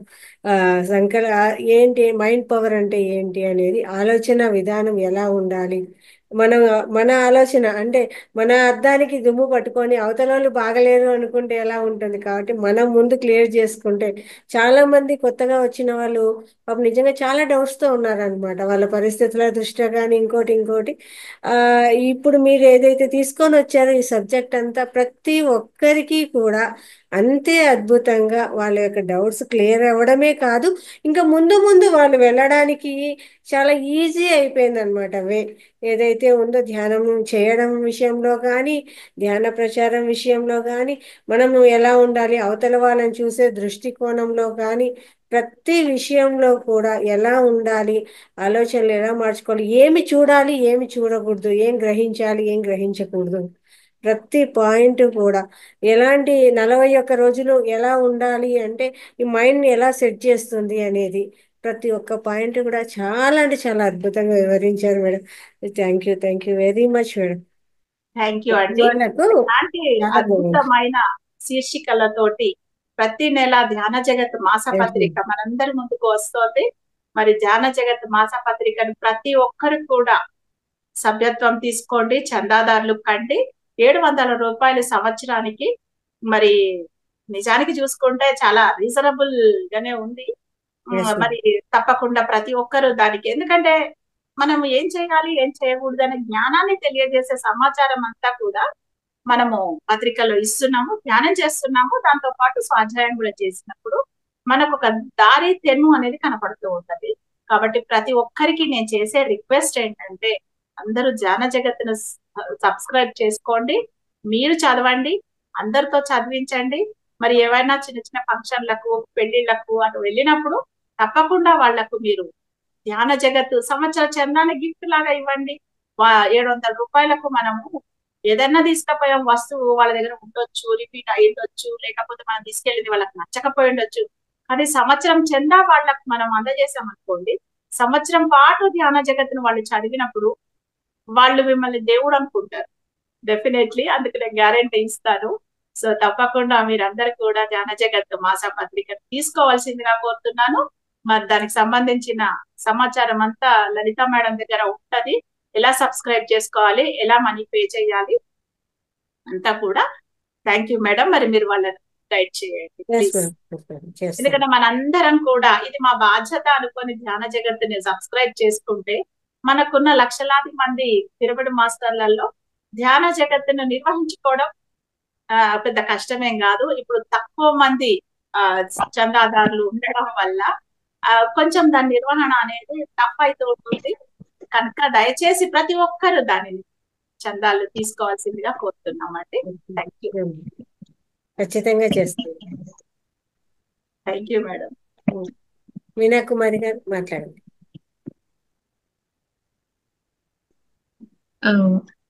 లలిత మేడం కు నమస్తే. వాణి మేడం కూడాను అనంత కోటి ఆత్మ ప్రణామాలు మేడం. ఎంత చక్కగా ఎంత బాగా విశ్లేషించారు అంటే ఈరోజు ఆ మైండ్ పవర్ గురించి చెప్పి అందరి యొక్క మనసులో ఉన్న ఆ తుప్పు అంతా, ఆ డస్ట్ అంతా క్లీన్ చేసేసారు మేడం మీరు ఈ రోజు. చాలా చక్కగా ఎంత చక్కగా విశ్లేషించారో. ఇంకా మీరు చెప్తున్నారంటే ఇంకా అదొక వాగ్దాటి ఆ గంగా ప్రవాహమే. చాలా అద్భుతంగా ఉంది మేడం నిజంగా సెషన్. ఎందుకంటే సార్ కూడా చెప్పేవాళ్ళు, చూసే చూపును బట్టి చూడబడేది ఉంటుంది, నీ దృష్టి మారితే సృష్టి మారుతుంది అనేసి. ఆ తర్వాత సేత్ మహాశైలు కూడాను మనకు మీ వాస్తవానికి మీరే సృష్టికర్తలు, మీ ఆలోచనలే మీరు అని చెప్తారు కదా మేడం. ఆ విషయాలన్నీ చాలా చక్కగా వివరించారు మేడం. సంకల్ప శక్తి, సంకల్ప శుద్ధి, సంకల్ప సిద్ధి, ఈ ఆలోచన గురించి, ఎలా సంకల్పాన్ని మనము శుద్ధిగా ఉంచుకోవాలి, సంకల్ప శక్తిని ఎలా పెంచుకోవాలి, తర్వాత సంకల్ప సిద్ధి అనేది ఎలా జరుగుతుంది అని, తర్వాత మన ఆలోచనలు కూడా 4 రకాలుగా చెప్పారు. పాజిటివ్ ఆలోచనలు, నెగటివ్ ఆలోచనలు, తర్వాత డిజాస్టర్ థాట్స్, తర్వాత మిరాకులస్ థాట్స్ అనేసి ఇలా 4 రకాల ఆలోచనల గురించి కూడాను చాలా చక్కటి ఉదాహరణలతో, చక్కటి కథలతో అందరికీ బాగా అర్థమయ్యే రీతిలో చాలా చక్కగా వివరించారు madam. Thank you so much madam. Thank you, ఇంత మంచి జ్ఞానాన్ని మాకు ఇచ్చిన దానికి thank you so much madam. Next session లో మీరు థాట్ పవర్ గురించి కూడా చెప్పండి మేడం. మైండ్ పవర్ అయిపోయింది, థాట్ పవర్ గురించి కూడాను మీ దగ్గర నుంచి మేము జ్ఞానాన్ని తీసుకోవాలని ఆశిస్తున్నాం మేడం. నేను కూడా 20 years నుంచి కూడా ధ్యాన జగత్ తెప్పించుకుంటున్నాను మేడం. నేను అది లైఫ్ మెంబర్షిప్ కూడాను ఉంది, అందరికి కూడా చెప్తూ ఉంటాను madam. Thank you so much madam. Thank you. అండి. మనము ధ్యాన జగత్ స్టార్ట్ చేసుకొని 25వ సంవత్సరం ఇది మనకు సిల్వర్ జూబ్లీ సంవత్సరం కాబట్టి ఈ సంవత్సరం అంతా కూడా ధ్యాన జగత్తును మంచిగా బ్రహ్మాండంగా దీనిని అందరికీ పంచుదాం. అందుకోసము ప్రతి పిరమిడ్ మాస్టర్ కూడా ప్రతి నెల ఒక 5 పుస్తకాలను, 5 అంటే 250 రూపాయలు ఒక పక్కకు పెట్టేసి 5 పుస్తకాలు అనుకొని ఆ నెలలో మనకు కనిపించిన కొత్త వాళ్ళకి 5కి ఆ పుస్తకాన్ని గిఫ్ట్ ఇద్దామని చెప్పి ఒక టార్గెట్ సంకల్పం పెట్టుకొని ఆ ప్రకారంగా ప్రతి నెల 5 పుస్తకాలు, ఇద్దరు కలిసి 10 పుస్తకాలు తెప్పించుకున్నారు అనుకోండి, కొరియర్ ద్వారా మీకు పంపించబడతాయి. కొరియర్ చార్జెస్ ఆఫీస్ వాళ్ళే. సో అలా తెప్పించుకొని ఒక ఈ డిసెంబర్ వరకు దీనిని పంచడం అనేది చేద్దాం. సో దీనిని ఒక యజ్ఞం లాగా, స్వాధ్యాయ యజ్ఞం లాగా చేద్దాం. మనం తలుచుకుంటే చెయ్యండి ఏమీ లేదు కదా, చెయ్యలేదంటే ఏది ఉండదు అవును కాబట్టి అందరం ఒక లేడీస్ ముఖ్యంగా దీనికి పూనుకున్నప్పుడు ఒక 250 రూపాయలు మనం ఖర్చు పెట్టడం ఒక మామూలు విషయమే, అదే అంత కష్టమేం కాదు తలుచుకుంటే కదా.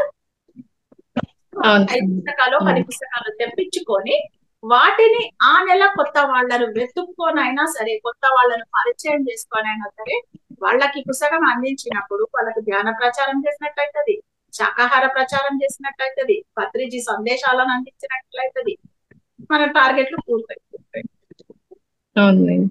ఇది దయచేసి ధ్యాన జగత్ అన్నది ధ్యాన జగత్ అనేది పత్రి సార్ యొక్క మానస పుత్రిక కాబట్టి సార్ కూడా ఎప్పుడూ చెప్పేవాళ్ళు ప్రతి తెలుగు వారింటిలో కూడాను ఈ మాసపత్రిక, ఇది మన ధ్యాన జగత్ మాసపత్రిక ఉండాలని చెప్పేవారు ఎప్పుడూను. కాబట్టి ప్రతి ఒక్కరూ కూడాను ఈ సెషన్ లో ఉన్న వాళ్ళు కూడా ఇంకా అందరు వాళ్ళు కూడా తెప్పించుకొని అందరికి కూడాను ఇది పంచాలని కోరుకుంటున్నాను madam. Thank you so much madam, ఇంత మంచి జ్ఞానాన్ని మాకు అందించడానికి thank you so much. Thank you అండి. ఇంకా ఎవరైనా మాట్లాడతారా? హ్యాండ్ రైజ్ చేయండి మాస్టర్స్. మీకేమన్నా డౌట్స్ ఉన్నా లేదు క్లాస్ ఎలా ఉంది అన్నా కూడా చక్కగా హ్యాండ్ రైజ్ చేసి మాట్లాడచ్చు.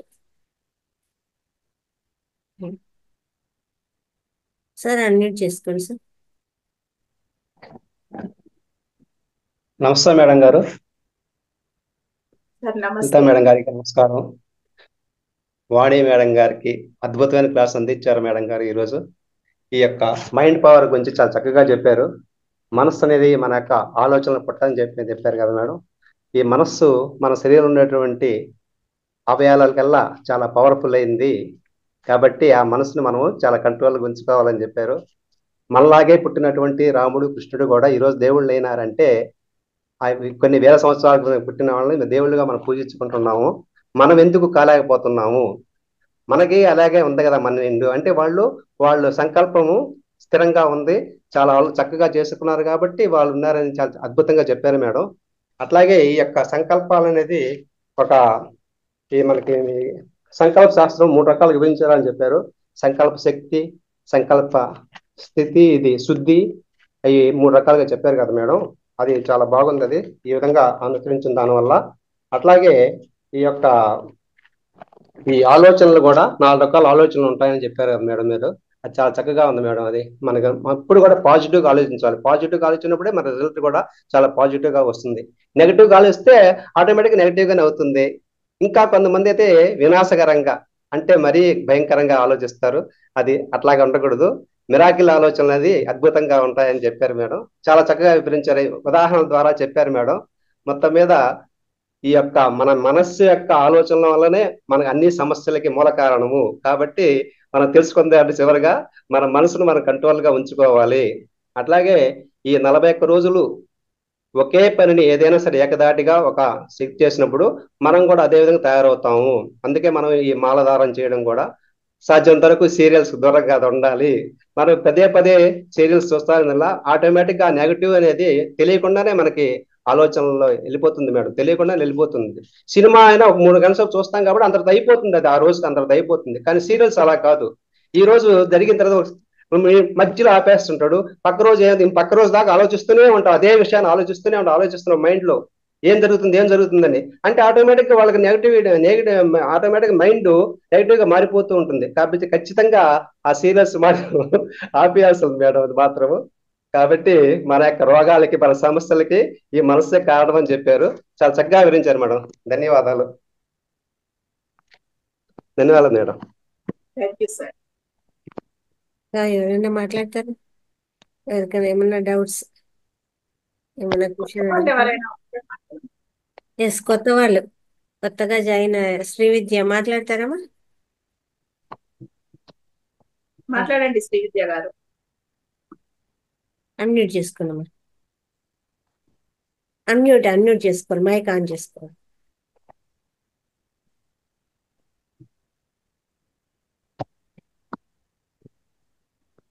నవ్వట్లేదు.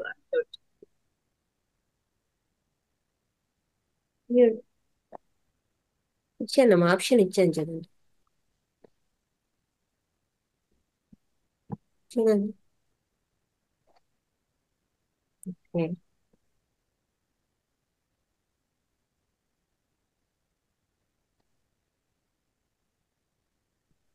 చూడండి, అన్మ్యూట్ చూడండి ఇప్పుడు.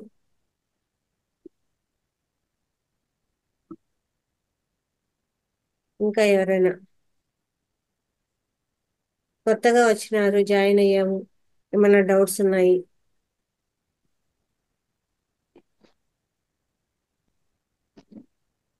Good evening masters. ఆ, నమస్తే అండి, చాలా మాట్లాడండి. చక్కగా చెప్పారు మేడం. ఆ, ఎంత అద్భుతంగా చెప్పారంటే నా బాడీలో ఉన్న చెత్త మొత్తం అంత వెళ్ళిపోయింది మేడం. ఆ థాట్స్ అన్ని నాకే ఉండే అనిపించింది ఫస్ట్. అంత ఆ, అంత థాట్స్ అనేటివి కూడా నాకు క్లియర్ అయిపోయినాయి. కరెక్టే, మనం ఏదైనా చూసే విధానం కానీ, మాట్లాడే విధానం కానీ, ఆ, మన ఆలోచన కానీ చాలా బాగా చెప్పారు madam. Thank you madam. Thank you అండి. Thank you. Thank you madam.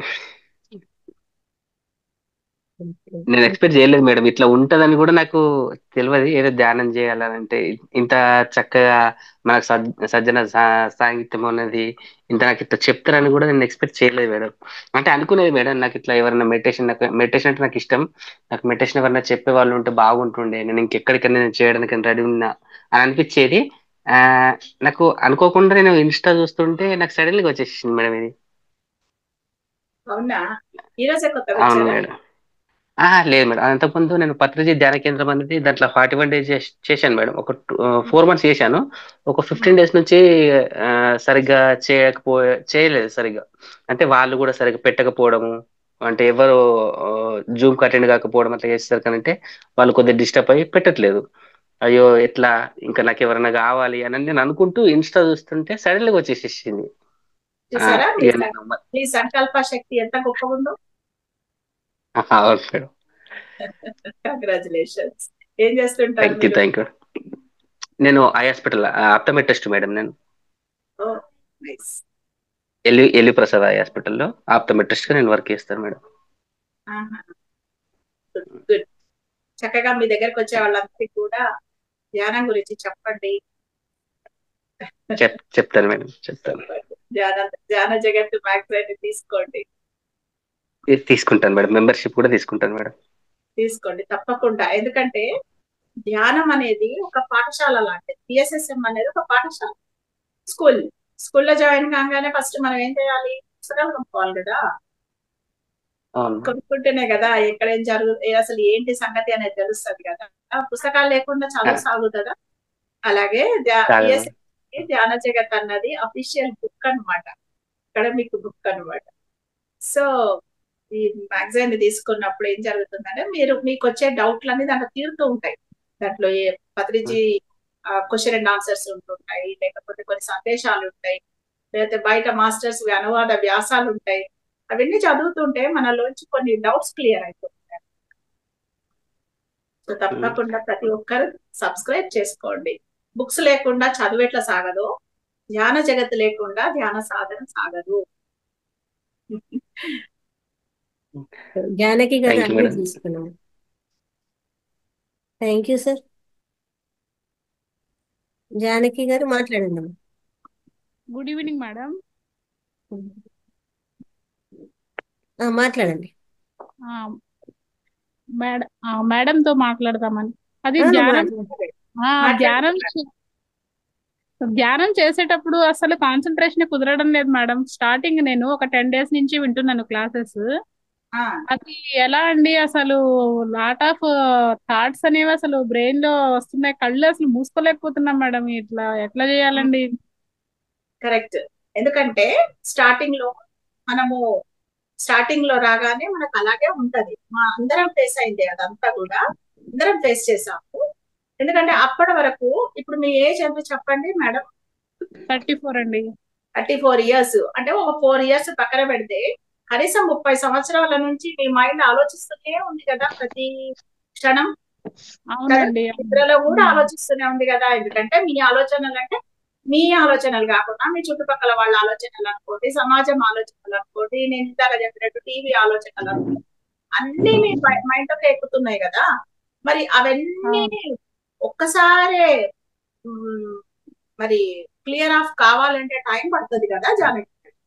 So correct time పడుతుంది, అందుకే 41 days అని మనం మినిమం డోస్. మనకు ఏదైనా జబ్బు చేసినప్పుడు డాక్టర్ దగ్గరికి వెళ్ళగానే మందేనా అని తగ్గిపోతుందా కదా. రోజుకు 3 సార్లు చొప్పున ఈ కొన్ని రోజులు వాడండి, కొన్ని సైకిల్స్ వాడండి అని చెప్తారు కదా. అవును మేడం. ఎస్ అది మేడం. వర్తమానంలో కూడా ఉండలేకపోతున్నాము. అంతా వర్తమానం క్లాస్ కూడా విన్నా నేను. అసలు అంతా థాట్స్ అనేవి పాస్ట్ ఫ్యూచర్ తప్ప ప్రెసెంట్ మీద అసలు కాన్సన్ట్రేషన్ ఉండట్లేదు మేడం. అసలు మీరేం చేయండి అంటే మీకు ధ్యానంలో కాన్సన్ట్రేషన్ కుదరాలంటే బయట కొన్ని ఎక్సర్సైజ్ చేయండి. ఏం చేయండి అంటే మీరు నడుస్తూ ఉన్నప్పుడు మీరు నడుస్తూ ఉంటారు కదా, ఎప్పుడైనా కాసేపు నడవడం అనేది చేస్తారా? మీరు రోజు కాసేపు చేస్తానండి, చేస్తూ ఉన్నప్పుడు మీ నడక ఎలా సాగుతుందని నడక మీద ధ్యాస పెట్టండి.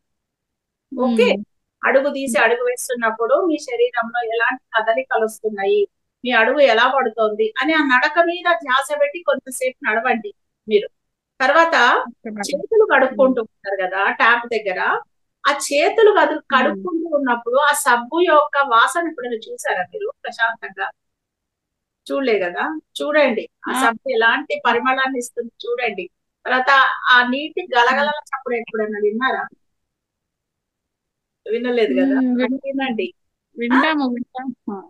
అంటే నేను ఆ 2 నిమిషాలైనా సరే ఎక్కడో ఎవరి మీదనో ఆలోచించుకుంటానో లేకపోతే ఏదో ధ్యాస పెట్టో కాకుండా ఆ 2 నిమిషాలే, నేనే రోజంతా కొంచెం చేతులు కడుక్కోమనంటే 2 నిమిషాలు చేతులు కడుక్కున్నప్పుడు ఆ 2 నిమిషాలు కూడా జస్ట్ ఆ ట్యాప్ లో వచ్చే వాటర్ గలగల మీద ఎంత ఉంటుంది సౌండ్ అని చెప్పి దాన్ని వినండి, ఆ స్మెల్ చూడండి. తర్వాత నడుస్తున్నప్పుడు నడక చేయండి. తింటున్నప్పుడు ఈ ఫుడ్ ఎలా లోపలికి వెళ్తోంది అనేది మీరు గమనించుకుంటూ తినండి. Mindful living, mindful eating and while talking, mindful talking. ఏం మాట్లాడుతున్నారు, ఎవరితో మాట్లాడదలుచుకున్నప్పుడు ముందు ఒక 2 నిమిషాలు ఆగి మాట్లాడండి. ఈ మాట నేను మాట్లాడడం అవసరమా? ఫిల్టర్ చేసుకోండి. ఫిల్టర్ చేసుకొని ఆ మాట యొక్క పర్యవసానాలు ఎలా ఉంటాయని ఆలోచించి మాట్లాడండి. సో ఇటువంటి బాహ్య ఎక్సర్సైజ్ చేయండి ఫస్ట్, తర్వాత ఆలోచనలలో ఎక్సర్సైజ్ అవే వస్తాయి మీకు. ఇలా చేస్తూ ఉన్నప్పుడు ఏమైతుందంటే కాన్సన్ట్రేషన్ పెరుగుతుంటది మీకు. పెరుగుతూ ఉన్నప్పుడు మీరేం చేయండి అంటే ధ్యానంలో కూర్చున్నప్పుడు ఉచ్ఛ్వాస నిశ్వాస, రైట్, ఉచ్ఛ్వాస నిశ్వాస ఈ రెండింటి మధ్యన ఫ్రాక్షన్ ఉంటదండి. మీరు తీసుకొని చూడండి. ఇప్పుడు నేను చెప్తున్నాను కదా, ఉచ్ఛ్వాస తీసుకోండి, లోపలికి తీసుకోండి, కాసేపు హోల్డ్ చేయండి. హోల్డ్ అంటే జస్ట్ శ్వాస తీసుకోండి, మళ్ళీ బయటికి వదలండి. ఈ ఉచ్ఛ్వాసకు నిశ్వాసకు మధ్యన క్షణంలో 10వ వంతన టైం ఉందా లేదా? ఇది రాగానే అది వెళ్ళిపోతుందా? అది వచ్చి ఆగినాక కదా ఇది బయలుదేరుతుంది. అవును, ఆ ఆగి బయలుదేరే టైము ఫ్రాక్షన్ ఉంది ఇప్పుడు మీకు. ఇది పెంచండి, ఈ నిడివిని పెంచండి. ఆ ఉచ్ఛ్వాసనే గమనించండి, ఆ నిశ్వాసనే గమనించండి. రెండింటి మధ్యన ఉన్న గ్యాప్ ను పెంచడానికి పెరుగుతా వస్తుంటది, దాన్ని గమనించండి. అది ఎంత పెరుగుతా వస్తుంటదో అంత మీరు 0 స్టేజ్ లకు వస్తుంటారు. ఎంత 0 స్టేజ్ లకు వస్తుంటారో అసలు మీకు ఆలోచనలు అనేవి గుర్తే రావసలు. ఇప్పుడు మీరు ఇంతసేపు క్లాస్ విన్నారు, రైట్ మేడం? క్లాస్ విన్నారు కదా, ఈ క్లాస్ విన్నంతసేపు మీకు ఏమైనా ఆలోచనలు వచ్చాయా? లేదు, రాలేదు కదా. కదా, నా సబ్జెక్ట్ అయితే మీ బుర్రలకు ఎక్కింది కదా. మీ మైండ్ లకు ఆలోచనలు వస్తుంటే నేను చెప్పే సబ్జెక్ట్ మీ మైండ్ లకు ఎక్కదు కదా. అవును, అంటే ఎంతసేపు చేయాలి మేడం పర్ డే? ఎంతసేపు చేయాలి ధ్యానము? ధ్యానం అనేది ఎంత టైం 5 నిమిషాలు కూడా చాలు మేడం. నిజానికి చేయదలుచుకుంటే 5 నిమిషాలలో కూడా మీరు సైలెంట్ గా ఉండగలగాలి. ఆ ఉచ్ఛ్వాసకు నిశ్వాసకు పట్టుకొని ఉండండి. మీరు ఆలోచన వచ్చినప్పుడు అలా మళ్ళీ మైండ్ శ్వాస మలుస్తూ ఉండండి. అదొక ఎక్సర్సైజ్ లాగా చేయండి. చేస్తూ ఉంటే డెఫినెట్లీ మీకు ఆ యొక్క ప్రాక్టీస్ జరుగుతుంది. కళ్ళు మూసుకొని కూర్చోమన్నామని చెప్పి అలా కూర్చొని ఉంటే ఆ మైండ్ పోతూనే ఉంటది. ఓకే, పోతున్నా గానీ ఆలోచనలు వస్తున్నాయి అనుకోకండి. ఇంతవరకు 30 సంవత్సరాల నుంచి మీ మైండ్ లో కూరుకుపోయినటువంటి ఆలోచనలు బయటకు వెళ్ళిపోతున్నాయి అనుకోండి, అంత ఖాళీ అయిపోతుంది అనుకోండి. మళ్ళీ తీసుకొచ్చి శ్వాస మీద ధ్యాస పెట్టండి. మళ్ళీ శ్వాసని గమనించండి, ఆ ఉచ్ఛ్వాసకు నిశ్వాసకు మధ్యలో ఉన్న గ్యాప్ ని గమనించండి. Do do some exercises. Okay madam. అర్థమైంది. బుక్కులు చదువుతూ ఉండండి. పుస్తకాలు అనేవి మనకి ఎంతో జ్ఞానాన్ని ఇస్తాయి. ప్రతి ఒక్కరు కూడా ఈ యొక్క ఆలోచన ఇంతెందుకు మేడం, భగవద్గీతలో అర్జునుడే కృష్ణుడిని అడిగాడు కదా, మనసు మహాచంచలమైంది, వాయువునన్నా నిరోధించవచ్చు కానీ మనసుని నిరోధించలేకపోతున్న కృష్ణ నన్ను ఏం చేయమంటావు అని అడిగాడా లేదు? అడిగినప్పుడు కృష్ణుడు చెప్పాడు కదా, నీ యొక్క ఉచ్ఛ్వాస నిశ్వాసల ద్వారా నువ్వు ఆ యొక్క ఆ మధ్యలో ఉండే గ్యాప్ నువ్వు గమనించు అని చెప్పి కృష్ణుడు చెప్పింది కూడా అదే అన్నమాట. సో అందరికి ఉండే సమస్య గ్యాప్ ని ఇంక్రీజ్ చేయాలి. అందుకే మనకు ఏం చెప్పాలి, శ్వాస మీద ధ్యాస అన్నది, ఆలోచనల మీద ధ్యాస తీరిగ్గా కూర్చొని చెప్పలే. కూర్చొని శ్వాస మీద ధ్యాస పెట్టండి. 5 నిమిషాలు పెట్టండి ఫస్ట్, గంటలు చేయకండి ధ్యానం. ఫస్ట్ 5 నిమిషాలు చేయండి, తర్వాత దాన్ని పెంచండి, 10 నిమిషాలు చేయండి, తర్వాత 20 నిమిషాలు చేయండి, తర్వాత గంట చేయండి. మీ ఏజ్ ఎంత ఉందో అంతసేపు చేయండి. అది రోజుకు 2-3 సార్లు చేయండి. గంటలు కూర్చోవడం అనేది కాదు. అక్కడ గంటలలో మనం ఎంతసేపు ఆ యొక్క రెండిటికి మధ్యన ఉచ్ఛ్వాస అంటే మన యొక్క భవిష్యత్తు, నిశ్వాస అంటే మన యొక్క గతం, వదిలిపెట్టేదంతా గతం, వచ్చేదంతా భవిష్యత్తు కదా. ఈ రెండింటి మధ్యలో ఉండేటువంటి గ్యాప్ నే మనం వర్తమానం అంటుంది. ఆ వర్తమానం మీద మనం ధ్యాస పెట్టాలి. ఆ వర్తమానాన్ని పెంచుకుంటూ పోతే ఎంతసేపు మనం వర్తమానాన్ని పెంచితే అంతటి అవేర్నెస్ లకు వస్తాము, అంతటి ఆ లైట్ ఫీలింగ్ లకు వచ్చేస్తాం. మేడం దీని వల్ల హెల్త్ లో ఉన్న బాడీలో ఉన్న ప్రాబ్లమ్స్ అన్ని క్లియర్ అవుతాయా మేడం? మరి ఆలోచనల వల్లనే సగం జబ్బులు వస్తాయి మేడం. సో మన ఆలోచనలు అనేవి ఎందుకు వస్తున్నాయి అనేది ఆ ఆలోచనలు తీసేస్తున్నప్పుడు జబ్బులు క్లియర్ అయిపోతాయి ఆటోమేటిక్ గా. ఇప్పుడు మనకు బీపీ వచ్చిందండి, బీపీ వచ్చింది ఎందుకు వస్తుంది? బీపీ ఏదో ఇంట్లో పరిస్థితులు అస్తవ్యస్తంగా ఉంటే ఆ టెన్షన్ తోటి బీపీ వస్తుంది. అవునా? పుట్టే వస్తుందా? పుట్టతో వచ్చిందా మనకు బీపీ? కాలే కదా. లేదు. అంటే మనకు ఏదో మన మాట ఎవరో ఎదురు వాళ్ళు కాదన్నందుకు ఆ కష్టం పెట్టుకొని బీపీ వస్తుంది. ఓకే, బీపీ రాగానే డాక్టర్ దగ్గర పోగానే డాక్టర్ ఏమంటాడు, ఓ టాబ్లెట్ ఇచ్చి రోజు వేసుకోండి, 25 mg 50 mg 100 mg అట్లా పెంచుకుంటూ పోతాడు. ఆ టాబ్లెట్ వేసుకోవడం వల్ల ఏమైతుంది అంటే మన యొక్క నరాలను అది అజిటేటెడ్ నర్వ్స్ అంటే ఆ బీపీ వచ్చినప్పుడు నరాలు ఇట్లా ఫ్రిక్షన్ అయితే ఉంటాయి కదా, అలాంటి నరాలను సప్రెస్ చేస్తారు. అంటే ఒక కామ్ డౌన్ ప్రాసెస్ జరుగుతుంది మన యొక్క మైండ్ లో, మన యొక్క మెదడులో. ఆ నరాలన్నిటిని సైలెంట్ చేసేస్తాయి అనమాట. అంటే ఒక నిద్రావస్థలోకి నెట్టుతాయి అన్నమాట. అందుకే బీపీ టాబ్లెట్ వేసుకున్నాక కాసేపు పడుకోవాలి అని అనుకుంటారు పెద్దవాళ్ళు, ఇంట్లో ఉన్న పెద్దవాళ్ళు. చూడండి, కాసేపు అట్లా అడ్డం మురుగుతేనే మాకు కాస్త ప్రశాంతంగా ఉంటుంది అనుకుంటారు. అంటే ఒక సైలెంట్ అయ్యేటటువంటి పని చేస్తారన్నమాట ఆ టాబ్లెట్ల ద్వారా. 25 mg పోతుంది, 50 mg పోతుంది, 100 mg పోతుంది. ఆ తర్వాత డాక్టర్ చేతులు ఎత్తేసి అమ్మ నువ్వు నీ కర్మ అని చెప్పి వదిలిపెట్టేస్తాడు. ఇక్కడ మనం ఆలోచనలను సరి తీసుకుంటే కదా అక్కడ బీపీ తగ్గుతుంది. సమస్య ఏంటిదో తెలుసుకునే సమస్య సాల్వ్ చేసుకుంటే కదా బీపీ తగ్గుతుంది. కొడుకు మన మాట వినటం లేదు, ఆ టెన్షన్ కి మనకు బీపీ వచ్చింది. వాడిని కూర్చోబెట్టుకొని, అరే నువ్వు ఎందుకురా నా మాట అయినట్టు లేదు, నువ్వేం చేయదలుచుకున్నావు రా నాన్న, నువ్వేం చేయదలుచుకున్నావు చెప్పు, నేను దాన్ని సపోర్ట్ చేస్తా. అంటే మన యొక్క జీవిత ప్రణాళిక మనకెట్టుంటుందో వాళ్ళ జీవిత ప్రణాళిక వాళ్ళకు ఉంటది అని తెలుసుకున్నప్పుడు వాడు ఏం చేయదలుచుకున్నాడో దానికి మనం సపోర్ట్ చేయాలి. అందుకే వాడు మనకు పుట్టాడు అన్న సంగతి తెలుసుకున్నప్పుడు వాడికి మనం సపోర్ట్ చేసినప్పుడు వాడు హ్యాపీగా ఉంటాడు, మనం హ్యాపీగా ఉంటాం, అది ఆటోమేటిక్ గా తగ్గిపోతుంది కదా. కూర్చొని మాట్లాడడం అనేది మనం మన కుటుంబ సభ్యులతోటి కూర్చొని మాట్లాడాలి, మనతోటి మనం కూర్చొని మాట్లాడాలి, మన శరీరంలోని కణాలతోటి కూర్చొని మాట్లాడాలి, మన అవయవాలతో కూర్చొని మాట్లాడాలి, మన చుట్టూ ఉన్నటువంటి ఆస్ట్రల్ మాస్టర్స్ ఎవరైతే ఉన్నారో వాళ్ళతోటి మాట్లాడాలి. ఇవన్నీ వదిలిపెట్టి ఎవరితోటో పనికి మాలినోళ్ళతోటి మాట్లాడుతూ మనము లేని సమస్యలు తెచ్చుకుంటున్నాం అనమాట. అనవసరం మాట్లాడాల్సిన వాళ్ళతోటి మాట్లాడడం లేదు మనం. అవును మేడం. సో మైండ్ పవర్ అనేది అటు మనకు సైకలాజికల్ గా ఇటు స్పిరిచువల్ గా 2 రకాలుగా మనం దాన్ని సరి చేసుకుంటూ రావాలి. అప్పుడు అది మనకు అది ఒక ఫ్రెండ్ లాగా అవుతుంది అనమాట మైండ్ అనేది. మన మైండే మనకు శత్రువులాగా మారచ్చు, మన మైండే మనకు ఫ్రెండ్ లాగా మారచ్చు. సో ఎలా మార్చుకున్నాం అనేది మళ్ళీ మన చేతులలోనే ఉంటుంది. సరే అండి. ఓకే అండి, థ్యాంక్ యూ అండి. Thank you madam.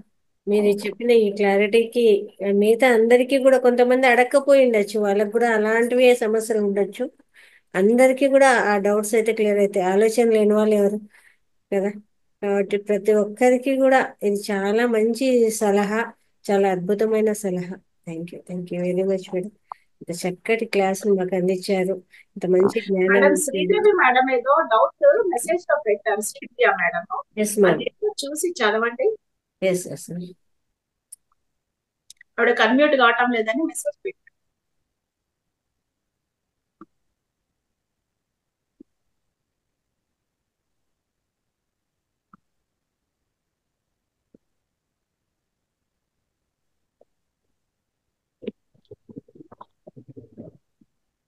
ఎప్పుడు అదేనా సంకల్పము చేసినప్పుడు విజువలైజ్ చేయాలా? ఓకే, ఇప్పుడు ధ్యానం సంకల్పం అనేది చేసిన అంతేనా, ఇంకేమన్నా?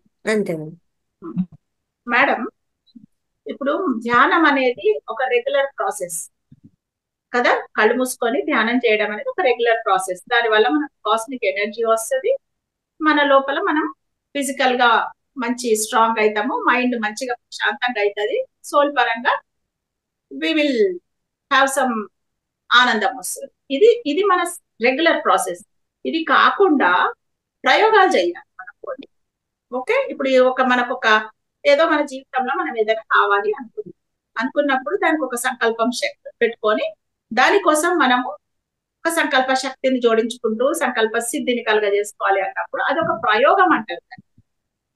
రెగ్యులర్ ప్రాసెస్ వేరు, ప్రయోగం వేరు. ప్రయోగాలు తప్పకుండా చేయాలి. మనం చేస్తూ ఉంటేనే మనం ఆ ప్రయోగం చేసినప్పుడు అది సిద్ధించలేదనుకో, అరే మనం ఎక్కడ లోపం చేస్తున్నాము, మనం మన ఆలోచనలలో ఎక్కడన్నా మనము బ్రేక్లు ఉన్నాయా, లేకపోతే మనం తప్పు చేస్తున్నాము తెలుసుకోవడానికి వీలవుతుంది. మన అభివృద్ధిలో మనం ఇంకొక అడుగు ముందుకేయడానికి ఎక్కడ మనం ల్యాకింగ్ అవుతున్నాం అన్న సంగతి తెలవాలి అంటే మనం ప్రయోగాలు చేయాలి కంపల్సరీ. అంటే మనం తెలుసుకున్న విషయాలను మన జీవితంలోకి మనం అన్వయించుకోవాలి, టెస్ట్ చేసుకోవాలి మనల్ని మనం. కాబట్టి ప్రయోగాలు ఏం చేయకుండా కూర్చోమన్నారు కదా అని చెప్పి గంటలు గంటలు కూర్చొని కాళ్ళు పట్టేసినాయి, అవి పట్టేసినాయి, అయినా మాకు ఇదైతుందంటే అర్థం కాదు. ప్రయోగం చేయడం అనేది వెరీ వెరీ ఇంపార్టెంట్. ఏదైనా ఒక కొత్త విషయం తెలుసుకున్నామా, ఈ రోజు మనం తెలుసుకున్నాం ఉచ్ఛ్వాస నిశ్వాసలకు మధ్యన ఉన్నటువంటి గ్యాప్ ని మనం గమనిద్దామని తెలుసుకున్నాం. Okay, let's try. అది చేసినప్పుడు మనము ఆ మధ్యలో ఉన్నటువంటి ఆ యొక్క వర్తమాన క్షణంలో మనం ఎంతసేపు నిలబడగలుగుతున్నాము అన్న సంగతి మనకు తెలుస్తుంది అన్నమాట. అలాగే ఎన్నో తెలుసుకున్నాం మనం ఈరోజు కొత్త విషయాలు, అన్నిటిని ప్రయోగంలో పెట్టాలి. పెట్టినప్పుడు మన మీద మనమే ప్రయోగాలు చేసుకోవాలి. ఎందుకంటే మన జీవితాలన్నీ కూడా ప్రయోగశాలలే. ఇక్కడ మనమంతా మనం మన ప్రయోగశాలలో మనం ఎన్నైనా ప్రయోగాలు చేసుకోవడం అనేది వెరీ ఇంపార్టెంట్. దాంట్లో విజువలైజేషన్ అనేది కూడా ఒక ప్రయోగం.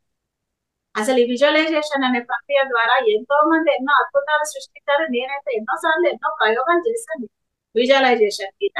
బెస్ట్ అంటే ది బెస్ట్ రిజల్ట్స్ అనేవి రావడం జరిగింది అనమాట. కాబట్టి విజువలైజేషన్ అనేది also is a very powerful ప్రక్రియ.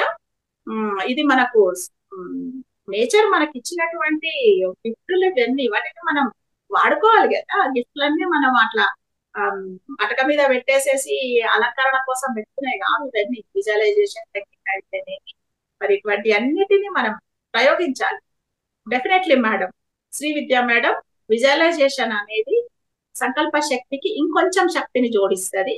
అది మనము సంకల్ప శక్తి అంటే ఒక ట్రైన్ లో పోతున్నాం అనుకోండి, ఇక్కడ నుంచి బెంగళూరుకి, విజువలైజేషన్ అన్నది పెట్టినాం అనుకోండి, ఫ్లైట్ లో పోయినంత తొందరగా అది మేనిఫెస్ట్ అవుతుంది. కాబట్టి ప్రయోగాలు చేస్తుంటే ఇంకా ఇంట్రెస్టింగ్ ఉంటది అనమాట మన యొక్క జర్నీ. Okay madam. మేడం మాట్లాడండి. అదే నేను శ్రీవిద్య మాట్లాడుతున్నానండి. నాకు కాలేదు, అన్ఇన్స్టాల్ చేసానండి. అది నేను ఏంటంటే మామూలుగా ఇప్పుడు ఏదైనా విజువలైజ్ చేయకుండా నాకు ఇది కావాలి, నాకు ఇది కావాలి, ఇది జరగాలి అని కోరుకుంటే జరుగుతుందండి మామూలుగా. ఏదైనా పెద్దది సపోజ్ నేను ఇల్లు కొనాలి, ఇల్లు నాదే అని చెప్పి విజువలైజ్ చేస్తుంటే అసలు జరగట్లేదండి అది. జరగడం అవుతున్నది కూడా లేదంటే అవ్వట్లేదు. మేడం, జరగడం లేదు అనేది ఉండదు మేడం. ఈ సృష్టిలో మనం ఒకటి అనుకున్నామంటే జరగనిదంటూ ఏది ఉండదు. కానీ అది మేనిఫెస్ట్ జరగడం లేదు అంటే ఇప్పుడు ఇల్లు కట్టడం పూర్తి కాలేదు అంటే మనకు అక్కడ డబ్బులు లేకనో లేకపోతే మ్యాన్ పవర్ లేకనో ఆగుదా తప్ప ఎందుకు కాదండి అది. అలాగే మన యొక్క సంకల్ప శక్తిలో ఎక్కడో లోపం ఉంది. మనం ఎక్కడనో అయ్యో ఇది కావటం లేదు, ఇది కాదేమో అన్న భావన వస్తుందేమో చూసుకోండి. మరి మీరు ఎంత నీరు పోస్తే అంటే ఆ చెట్టు అంత బాగా పెరుగుతుంది. అంటే ఏం లేదండి, నాకు ఉన్నప్పుడండి పేపర్ మీద బాబు బేబీ ఎలా ఉండాలి అని రాసుకున్నానండి. ఎక్స్పెక్ట్ ఊహించలేదు, ఏం ఊహించలేదు. ఇలా ఉండాలి, ఇలా కావాలి అని రోజు కొంచెం 10 minutes మెడిటేషన్ చేసి మీ ఫోన్ బాగా కావాలి బ్రేక్ అవుతుంది, వాయిస్ బ్రేక్ అవుతుంది మేడం, వాయిస్ బ్రేక్ చాలా బ్రేక్ అవుతుంది. అవుతుంది. తర్వాత నా నంబర్ తీసుకోండి, మేడం దగ్గర మాట్లాడండి, నో ప్రాబ్లం. ఓకేనండి, థ్యాంక్స్ అండి. అలాగే ఎంత కాన్ఫిడెంట్ సంకల్పం ఉంటే అంత ధ్యానం కూడా అవసరం కదా మేడం, అలా కూడా ఉంటుంది. మరి ఆ మరి మనం ఒక మొక్క పెట్టామంటే రోజు నీళ్లు పోయాలి కదా. నీళ్లు పోయకుండా మొక్క పెరగాలి అంటే ఎలా పెరుగుతుంది? లేకపోతే రోజు నాటుకుందా అని పీకి చూస్తే పెరుగుతుందా అది? దానిని నీళ్లు పోస్తూ ఉండాలి, దానికి కావాల్సిన ఎరువులు వేస్తూ ఉండాలి, దానిని సంరక్షించాలి. పండాకులు వచ్చి దాన్ని తీసేసేయాలి. ఆరోగ్యకరమైన ఆకులు ఎలా వస్తున్నాయి గమనించాలి. ఆ చెట్టును పెంచడానికి మనం ఇంత జాగ్రత్తగా ఉన్నప్పుడు, మనం ఒక సంకల్పం పెట్టినప్పుడు ఇంకెంత జాగ్రత్తగా ఉండాలి. అదే మేడం, పత్రి సార్ ఎప్పుడు చెప్పేవారు, సంకల్ప శక్తి ప్లస్ ధ్యాన శక్తి ఈక్వల్ టు సంకల్ప సిద్ధి అని చెప్పేవారు కదా మేడం. రెండు ఈక్వల్ గా ఉన్నప్పుడే సంకల్ప సిద్ధి అనేది జరుగుతుంది. సంకల్పం మాత్రం పెద్దగా పెట్టేసి ధ్యానం చిన్నగా చేస్తే అది అక్కడ కాదు కదా మేడం. ఎంత పెద్ద సంకల్పం అయితే అంత ధ్యానం, అన్ని గంటల సాధన అవసరం. ఆలోచన రహిత స్థితిలో ఉండి ధ్యానం చేయడము అది చాలా ఇంపార్టెంట్ మేడం. అది ప్రతి ఒక్కరూ తెలుసుకోవాలి మేడం. అదే మన ఆలోచనలలో శుద్ధత్వం పెట్టుకోండి మేడం.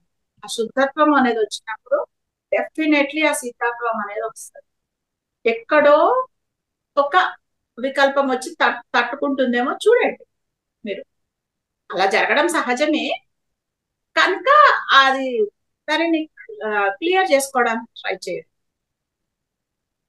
అంటే ఇప్పుడు జరుగుతుంది, ఊహించుకుంటుంటే నాకు జరగట్లేదండి ఇప్పుడు. అదేనండి నా డౌట్. అంటే ఇప్పుడు ఏదైనా చిన్న చిన్న మేనిఫెస్ట్ చేస్తుంటే జరుగుతుంది నాకు. మరి ఒక్కసారి ఏకంగా నేను భారతదేశానికి ప్రైమ్ మినిస్టర్ కావాలి అని అంటే మరి అంత ఎనర్జీ మీకు ఉండాలి, ఎనర్జీ లెవెల్స్ అంత పూర్వజన్మ కర్మలు అన్నీ ఉండాలి కదా మరి. అవునండి, మరి ఊహించుకోనండి, ఊహించుకోను. అంటే ఇప్పుడు వర్షం పడాలి అని తప్పేం లేదు, ఊహించుకోండి. అది ఈ క్షణంలో జరగకపోయినా ఏదో ఒక రోజు అది మీ కళ్ళ ముందు సాక్షాత్కరిస్తుంది. మనం అనుకునేది గుమ్మడికాయ ఏ ఆలోచన చేసేది ఆవగింజంత, అనుకునేది గుమ్మడికాయ అంత ఉంటే కాదు, అనుకునేది గుమ్మడికాయ అంత ఉన్నా ఒక పెద్ద చిన్న గుమ్మడికాయ అంత కోరిక ఉంటే పెద్ద గుమ్మడికాయ అంత ధ్యానం చేయాలి. మీలో సంకల్ప శక్తి అనేది, మీలో ధ్యాన శక్తి అనేది అద్భుతంగా ఉందనుకోండి, బ్రహ్మాండంగా ఉందనుకోండి, అకౌంట్ లో బోలెడే డబ్బులు ఉంటే ఏదంటే కొనుక్కోవచ్చు. అలాగా మీ అకౌంట్ లో ధ్యాన శక్తి కరెక్ట్ గా ఉందనుకోండి, మీ సంకల్పం ఇమీడియట్ గా నెరవేరుతుంది. అదే మీ ధ్యాన శక్తి, మీ అకౌంట్ లో ధ్యాన శక్తి తక్కువ ఉన్నప్పుడు ఆ సంకల్పం అనేది ఉంటది విశ్వంలో, ఎక్కడ పోదు. మీరు పెట్టిన ప్రతి ఆలోచన, ప్రతి సంకల్పం అక్కడ నిలిచి ఉంటది. కానీ మెల్లిగా ఈ రోజు కాకపోతే ఈ సంవత్సరం కాకపోతే వచ్చే సంవత్సరం, వచ్చే సంవత్సరం కాకపోతే 10 సంవత్సరాల తర్వాత, లేకపోతే వచ్చే జన్మలు మీరు ఎంత అవ్వడానికి ఎనర్జీ ఇస్తే అంతగా అది మేనిఫెస్ట్ అయిపోతుంది. ఎక్కడికి పోదు. సంకల్పం మీరు వేసిన బీజం అక్కడ ఉంటది. ఇప్పుడు విత్తనాలు ఉన్నాయండి మన దగ్గర, చల్లుతాము నేలలో. కొన్ని విత్తనాలు తడి నేలలో పడ్డాయి అనుకోండి, ఇమ్మీడియట్ గా అవి వారం రోజులలో మొలకలు వచ్చేస్తాయి. ఇంకా కొన్ని విత్తనాలు పొడి నేలలో పడ్డాయి అనుకోండి, ఏ అదృష్టమో బాగుండి వర్షం వచ్చినప్పుడు మళ్ళీ అవి మొలకెత్తుతాయి. అంటే ఒక టైం పడుతుంది. కానీ కొన్ని విత్తనాలు ఏ రాళ్ల కిందకో పడిపోతాయి. ఆ ఆ విత్తనాలు ఏంటి, ఏ పక్షో వచ్చి ఆ రాళ్ళ కింద నుంచి విత్తనాలు బయటికి లాగి అదేదో అటు ఇటు వేస్తే మొలకెత్తుతాయి, లేకపోతే ఆ రాళ్ళ కిందనే అలాగే కొన్ని జన్మల పాటు ఉండిపోతాయి. అలాగా మన సంకల్పాలు తడి నేలలో పడుతున్నాయా, పొడి నేలలో పడుతున్నాయా, ఏ రాళ్ళ కింద పడుతున్నాయా చూసుకోండి. రాళ్ళ కింద అంటే పడితే దాన్ని బయటికి తీయడానికి ట్రై చేయండి, తీసి తడి నేలలో వేయండి. అంటే ఇప్పుడు ఎక్స్పెక్ట్ చేయడం వేరు, విజువలైజ్ చేయడం వేరేనా అండి? అంటే చేయండి అక్కడ ఉన్నట్టు ఎక్స్పెక్టేషన్. ఊహించుకోవడం అలాగా. ఆ ఊహ కూడా మేడం మీ యొక్క ఊహా ప్రపంచంలో మీరేది కావాలనుకుంటున్నారో, ఒక ఇల్లు కట్టాలి అనుకున్నారు, అదేనా మీ యొక్క సంకల్పం? అవునండి. ఓకే, మీరు ఇల్లు కట్టాలి అనుకున్న ఇల్లు ఎలా ఉంది అనేది మీరు ప్రతి ఒక్క గదిలోకి వెళ్ళి ప్రతి ఒక్క ఆ ఇంట్లో మీరు ఉంటున్నట్టుగానే ఫీల్ కావాలి. మీ లోపల ఉన్న ప్రతి ఒక్క కణము మీ అనుకుంటున్న కొత్త ఇంట్లో ఉన్నట్టుగా ఊహించుకొని అది డాన్స్ చేయాలి మీలో. శరీరంలో ఉన్న ప్రతి ఒక్క కణం కూడా నేను సొంత ఇంట్లోకి వచ్చాను అని ప్రతి ఒక్క కణం కూడా నమ్మాలి. మీ శరీరంలో ఉన్న కోటాను కోట్ల కణాలు నమ్మాలి. మీరు మళ్ళా వెంటనే అది డబ్బులకి ఇబ్బంది అవుతుందేమో, లేకపోతే అవుతుందో కాదో, లేకపోతే ఎందుకు ఇట్లా అవుతుంది అనేది మీరు అన్నారనుకో, మళ్ళీ వెంటనే మీ శరీరంలో ఉన్న కోటాను కోట్ల కణాలన్నీ కన్ఫ్యూజన్ లో పడిపోతాయి. అవుతుందో కాదు అని చెప్పి అన్ని కోటాను కోట్ల కణాలు అనుకుంటారంటే అది అవుతుందా? కాబట్టి మీరు ఆ సంకల్పం స్థిరత్వంలో ఉండాలి. అక్కడి నుంచి దిగొద్దు. ఏమైనా కానీ, ఆ ఊరైనా కానీ, నా ఇల్లు అయ్యేది ఇది అసలు తీయడం కాదు, అయిపోయి ఆ ఇంట్లో మీరు నివసిస్తున్నట్టుగా విజువలైజ్ చెయ్యండి. ఎప్పుడో సంవత్సరం అయిపోయి ఇల్లు కట్టుకొని దాంట్లో నేను ఇప్పుడు ఉంటున్నా అనుకొని సెలబ్రేషన్ లకు వెళ్ళిపోండి మీరు. ఓకేనండి. అంటేనండి ఇప్పుడు నేను ప్రెగ్నెంట్ అయ్యే టైంలో నాకు ఎవరో చెప్పారండి, ఇలా నీకు మెడిటేషన్ చేసుకో, నీకు బాబు ఇలా ఎలా కావాలో అలా అనుకో, అలానే వస్తాడని చెప్పి. అప్పటి నుంచి నేను మెడిటేషన్ చేస్తూ లోపలున్న బేబీకి చెప్పుకునేదాన్నండి. ఊహించుకునేదాన్ని కాదండి అసలు. ఆ బాబు గురించి ఎలా పుడతాడో ఏం ఊహించుకునేదాన్ని కాదు. కానీ ఇలా పుట్టాలి, దైవభక్తి ఉండాలి, ఇలాగా బాగా రెస్పెక్ట్ ఇవ్వాలి, అవి ఇవి అనుకున్నానండి. ఊహించుకోకుండా కానీ అలానే దేవుడి దేవాలు అలానే వచ్చాడండి. అందుకని అది ఆ డౌట్ వచ్చిందండి. అందుకు విజువలైజ్ ఎలా చేస్తుంటే కావాలో అవ్వట్లేదు. మీకు మీకు ఎలాంటి బాబు పుట్టాలో అలాంటి బాబు పుట్టినప్పుడు ఎలాంటి ఇల్లు కావాలో అలాంటిది వస్తుంది కదా. అవునండి. అంటే నా విషయంలో ఇలా జరిగింది అని ఇంకా చెప్పానండి. నాకు డౌట్ వచ్చిందండి. ఈ విషయం ఇలాంటి చిన్న చిన్న విషయాలు విజువలైజ్ చేస్తుంటే జరగట్లేదు, కానీ అనుకుంటే జరుగుతుంది. ఈ విజువలైజ్ చేస్తున్నది పనులు ఆగిపోతున్నాయి కానీ జరగట్లేదు అని ఉంటుందండి. అలా అవుతున్నాయి నాకు అవ్వట్లేదు అనేది తీసేయండి. ఇప్పుడు కాకపోతే కొన్ని రోజులకైనా అవుతుంది. మీరు ఆ డౌట్ పడితే అది కొన్ని నిమిషాలు. ఓకేనండి. చాలా థ్యాంక్స్ అండి. బాగా చెప్పారండి. నాకు నుంచి ట్రై చేస్తున్నానండి, అవ్వట్లేదు, అన్మ్యూట్ అవ్వలేదు. ఇప్పుడు క్లియర్ గా వస్తుంది. అవునండి. థ్యాంక్స్ అండి. చాలా బాగా చెప్పారండి. నాకున్న డౌట్స్ అన్ని క్లియర్ చేసేస్తున్నారు. ధ్యాన జగత్ ఉందా మీకు? ఏంటండి? ధ్యాన జగత్కి సబ్స్క్రైబ్ చేశారా? వస్తుందా? ఇదిగోండి ఇప్పుడు చేస్తానండి. ఇమీడియట్ గా చెయ్యండి. నేను మేడం కి క్యూఆర్ కోడ్ కూడా పంపిస్తాను. క్యూఆర్ కోడ్ స్కాన్ చేసి అయినా సరే సబ్స్క్రైబ్ చేసుకోవచ్చు. అడ్రస్ ని వాట్సాప్ లో పెట్టేసేయండి, మేడం మళ్ళా మాకు పంపించేస్తాను. ఓకేనండి, ఖచ్చితంగా చేస్తానండి. రైట్ అండి. థ్యాంక్స్ అండి, చాలా థ్యాంక్స్ అండి. మీరు ఎప్పటి నుంచి చేస్తున్నారు ధ్యానం? నేనా అండి, అంటే ప్రెగ్నెన్సీ టైంలో చేసేదాన్ని అండి 10 minutes అలాగా. ఇప్పుడు మొన్న 1 month బ్యాక్ నుంచి 20 minutes అలా చేస్తున్నానండి. 10 minutes చూస్తేనే మీ మైండ్ పవర్ ఎంతో మీకు తెలిసింది. మీరు అనుకున్నట్టుగానే ఖచ్చితంగా జరిగింది. ఇక అవునండి, అదేనండి. మైండ్ తీసి నేను చెప్పాను కదా, మనం ఒకటి అనుకోగానే వెంటనే విరుద్ధంగా ఆలోచించే మైండ్ కూడా పక్కనే ఉంటదండి ఆలోచన. సో ఆ వాటిని పక్కకు పెట్టేసి నమ్మకం వచ్చిందండి గట్టిగా నాకు. అందుకని నాకు నిజంగా ఈ క్లాసెస్ లో జాయిన్ అయ్యాక నిజంగా చాలా నమ్మకం వచ్చిందండి. నేను అనుకున్నది ఏదైనా జరుగుద్దన్న నమ్మకం వచ్చిందండి నాకు నిజంగా. మరి ఇన్ని రోజుల నుంచి ధ్యానం చేస్తున్నప్పుడు మీరే ఒక మాస్టర్ కదా, మీరే ఇంకా వేరే వాళ్ళ డౌట్ క్లారిఫై చేయాలి. నాకు అసలు ఎలా చేయాలో తెలియదండి.